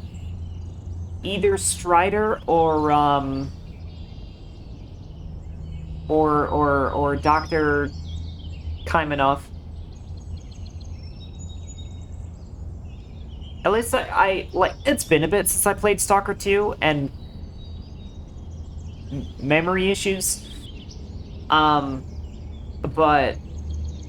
I feel like I remember them either having like a resistance to radiation or being straight up immune.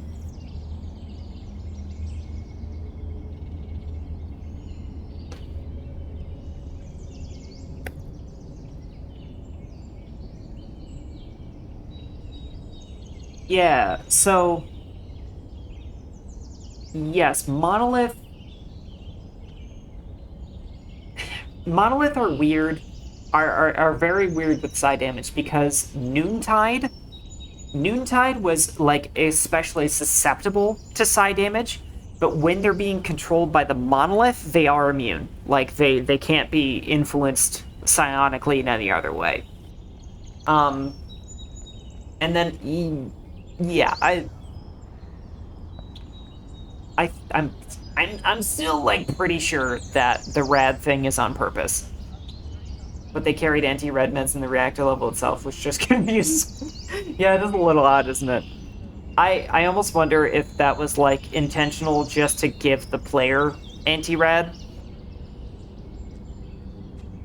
Because like it was like a point of no return.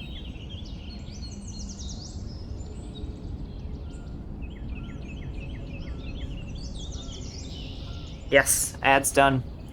When the dust cleared, a bright light shone down on us from above. Spotlight on the stage? No. It was the sun. Oh my god, this is so cute! What the fuck? Oh, I wish all the art was like this. I love this art style. We were standing in a grassy field. What is this? She instinctively tried to summon her pistol, but it didn't work. My staff, too, was no longer present. This was my final attack. What are you doing? What is all of this? What do you think this accomplishes? I took a step forward. Get away from me. You don't know what I've been through. You could never understand. I embraced her in a tight hug. Oh, Saturday, you softie. You sweetheart, you wonderful person. This is exactly how you handle this. I don't get it. What the hell is your end goal? Why would you fight something that you know you can never have? You're wrong, Dawn.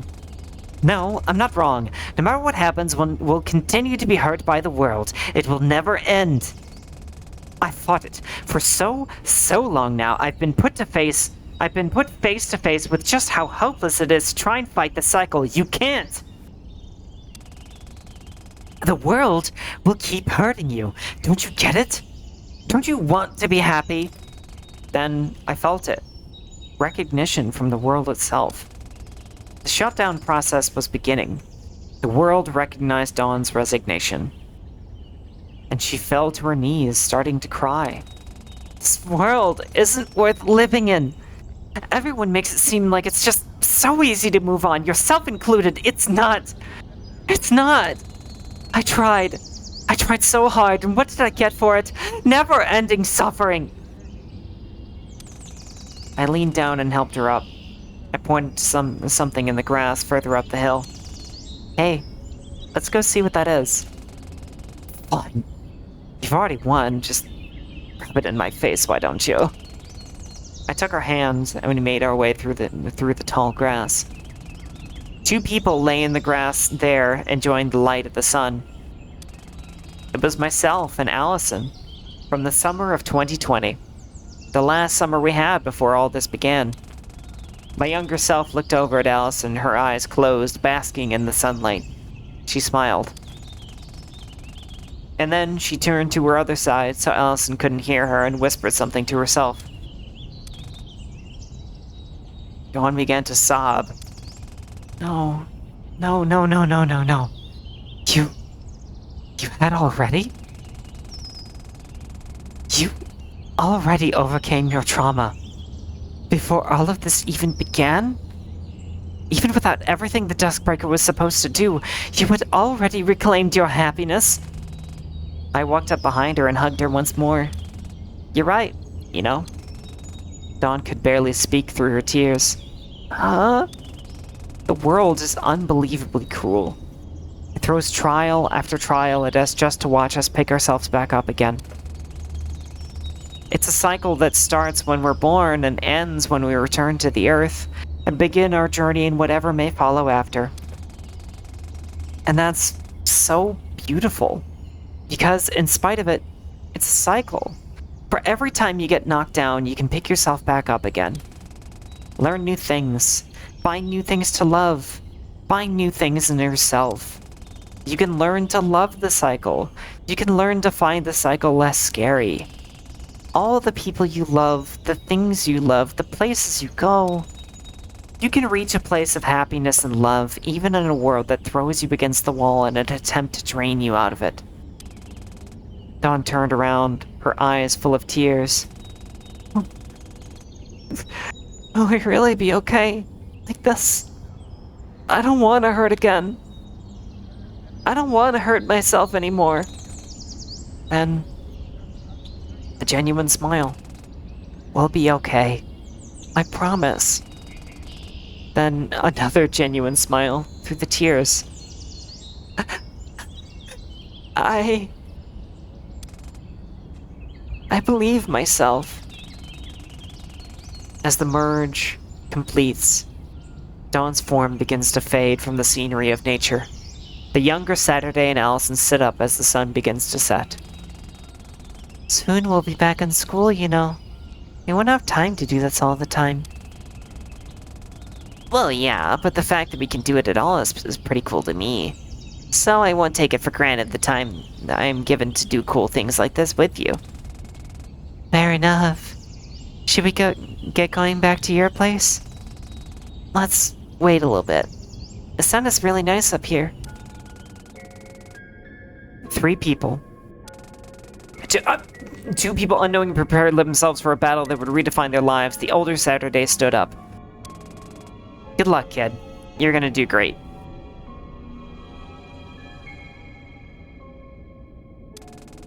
The scenery around faded to white as the memory of the past faded.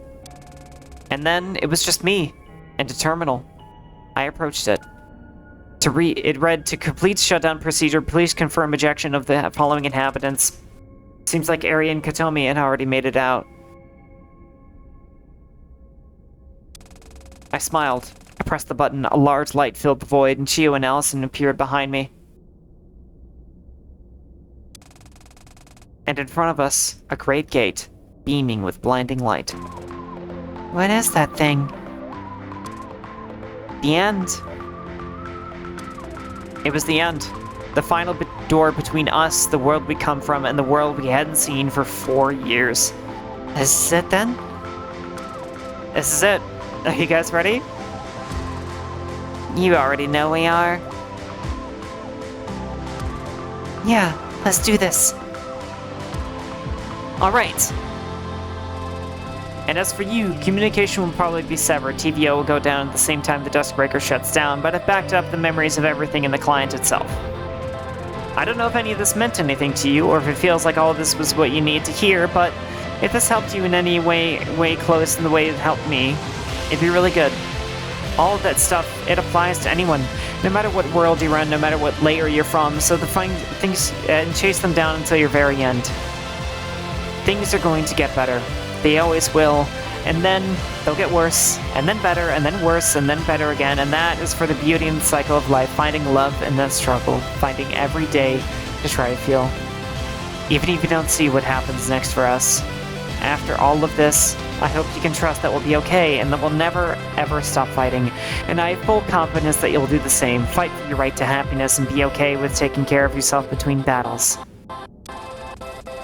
The story of Saturday Tassigari is finally coming to a close, and beginning all the same.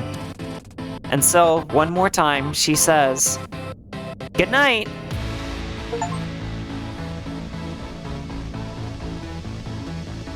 Good night.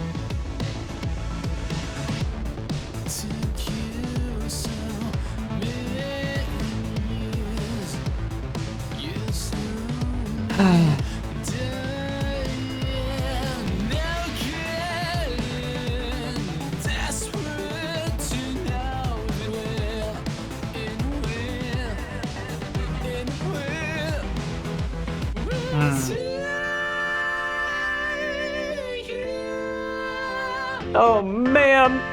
Yep, okay, I'm crying. Oh god. Oh god. And that's it. The story of Vivid Stasis. Holy fuck. Yeah, that makes streamers soggy. Hell yeah. Yeah, it does.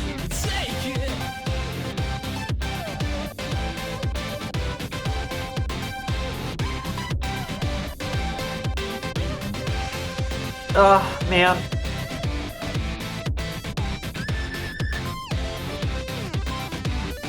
This was one hell of a game. Like, one moment it is this fun, beautiful, adorable, quirky thing that I enjoy so much.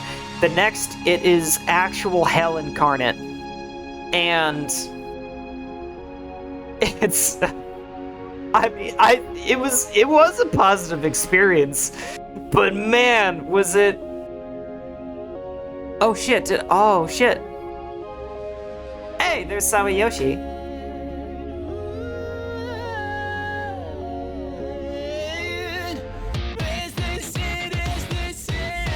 That's right, I should be watching the credits a little bit more closely.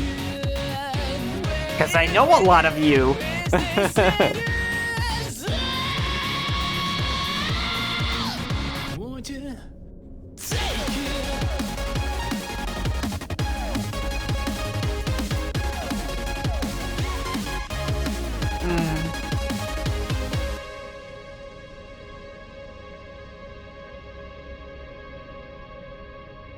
Man, I've come out to you guys about so many things since I've been streaming this game. I'm really glad I streamed this. I'm really happy for everything it has done for our community. I'm happy for all of the experiences it's brought, all of the funny, the stressful, the cute, the scary. I'm grateful for it all, and the lessons it taught, and it giving me the space to be honest with you guys about things that I never thought I would.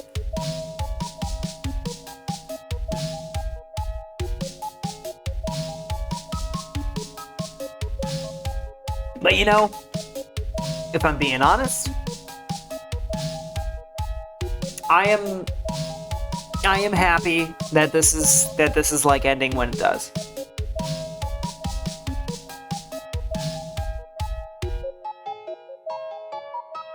Oh hey, Mr. Cool. It's been a wonderful journey. I agree. And I hope that all of you who are here, who have been watching my Vivid Stasis streams, I hope you guys stick around and check out the rest of our content, because everything you've seen here with me doing Vivid Stasis, there's just more Valky. And we'll find some other absolute gems to gush over and enjoy. I'm glad it's done, not because I wanted it to end, but because I prayed and hoped it wouldn't drag on. That's kind of what I was starting to worry about, is I was worried it would start to drag on too much. And I didn't want to burn out on the story that way, you know?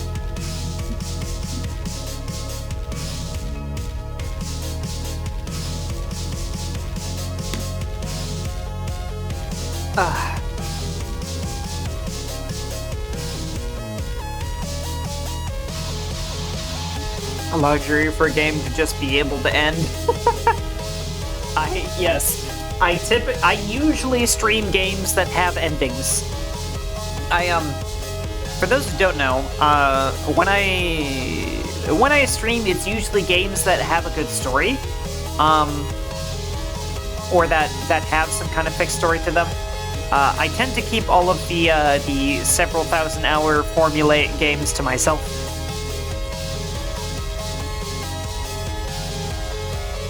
Self. Oh, where was this? Is this it? Is it? Okay, yeah, the Tarkov and whatnot, that's all for me. I don't imagine you guys will be terribly entertained by that stuff. Like, my MMOs too, I play those occasionally. I gotta save that Garlegan song. I really enjoyed that.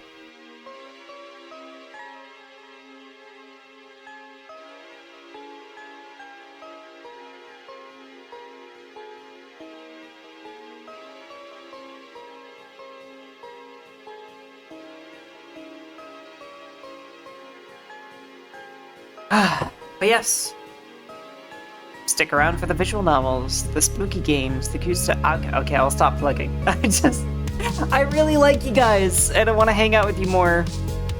That's all I'm trying to say.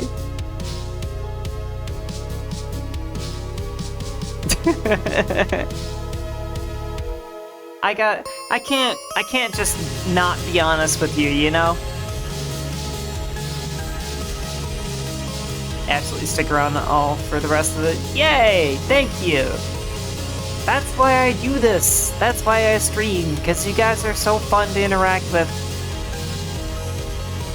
I just want to chat with you all day.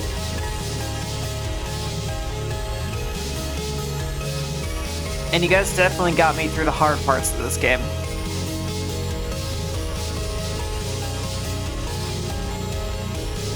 Shamefully plugging. That's me.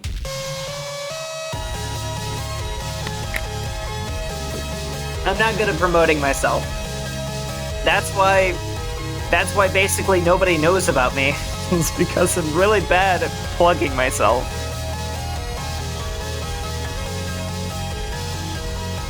Maybe I'll push more Yuri instead of the turn-based dehumanized AI game. I mean, I'm probably doing Pocket Mirror next.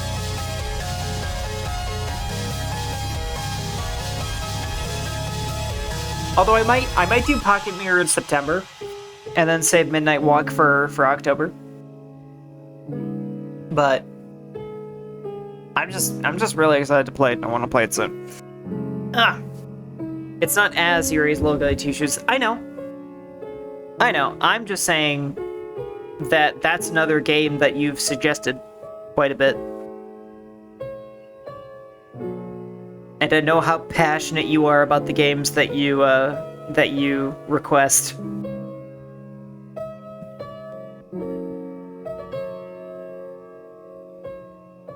Oh yeah, Lena Rain. Haha.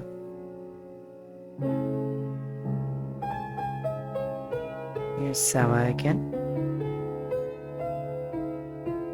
And there's ink.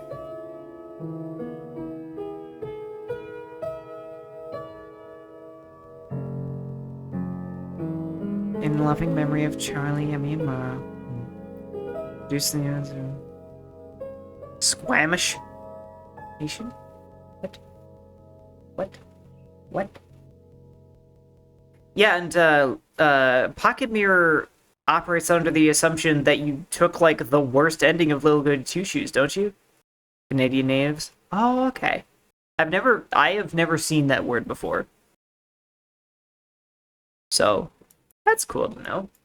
I didn't know that was a name for natives. Okay. Okay. What a game. What a freaking game. And it's over. There's no way around it. We've finished it. I thought about whether or not to do, like, rhythm play streams, but I really think it is... I think I can just... The fuck?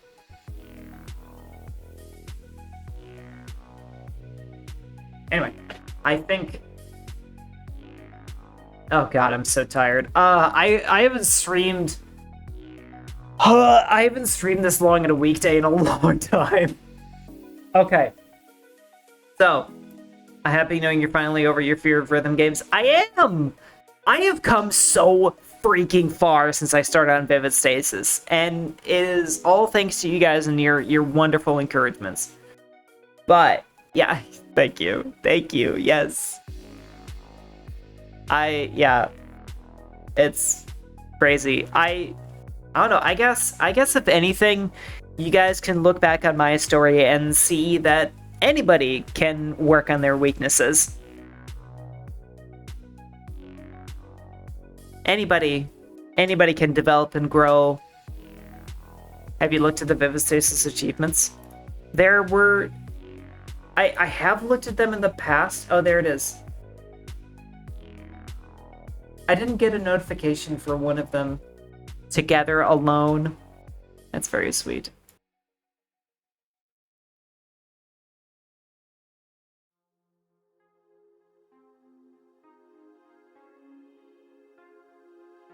Okay. So, I'm about to fucking fall over and go right to sleep. So I am gonna send you over to my good friend Tazzy, who is streaming. They haven't streamed at the same time as me for a while, so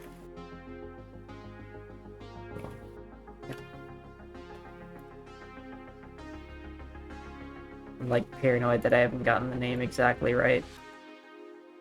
Wait. Okay, yeah, it's fine. So, good night, Valkyrie. Nice to meet you. I am so glad I met you too, MPX. I hope to see you run more. Are the eggs broken again? What the fuck? Ugh.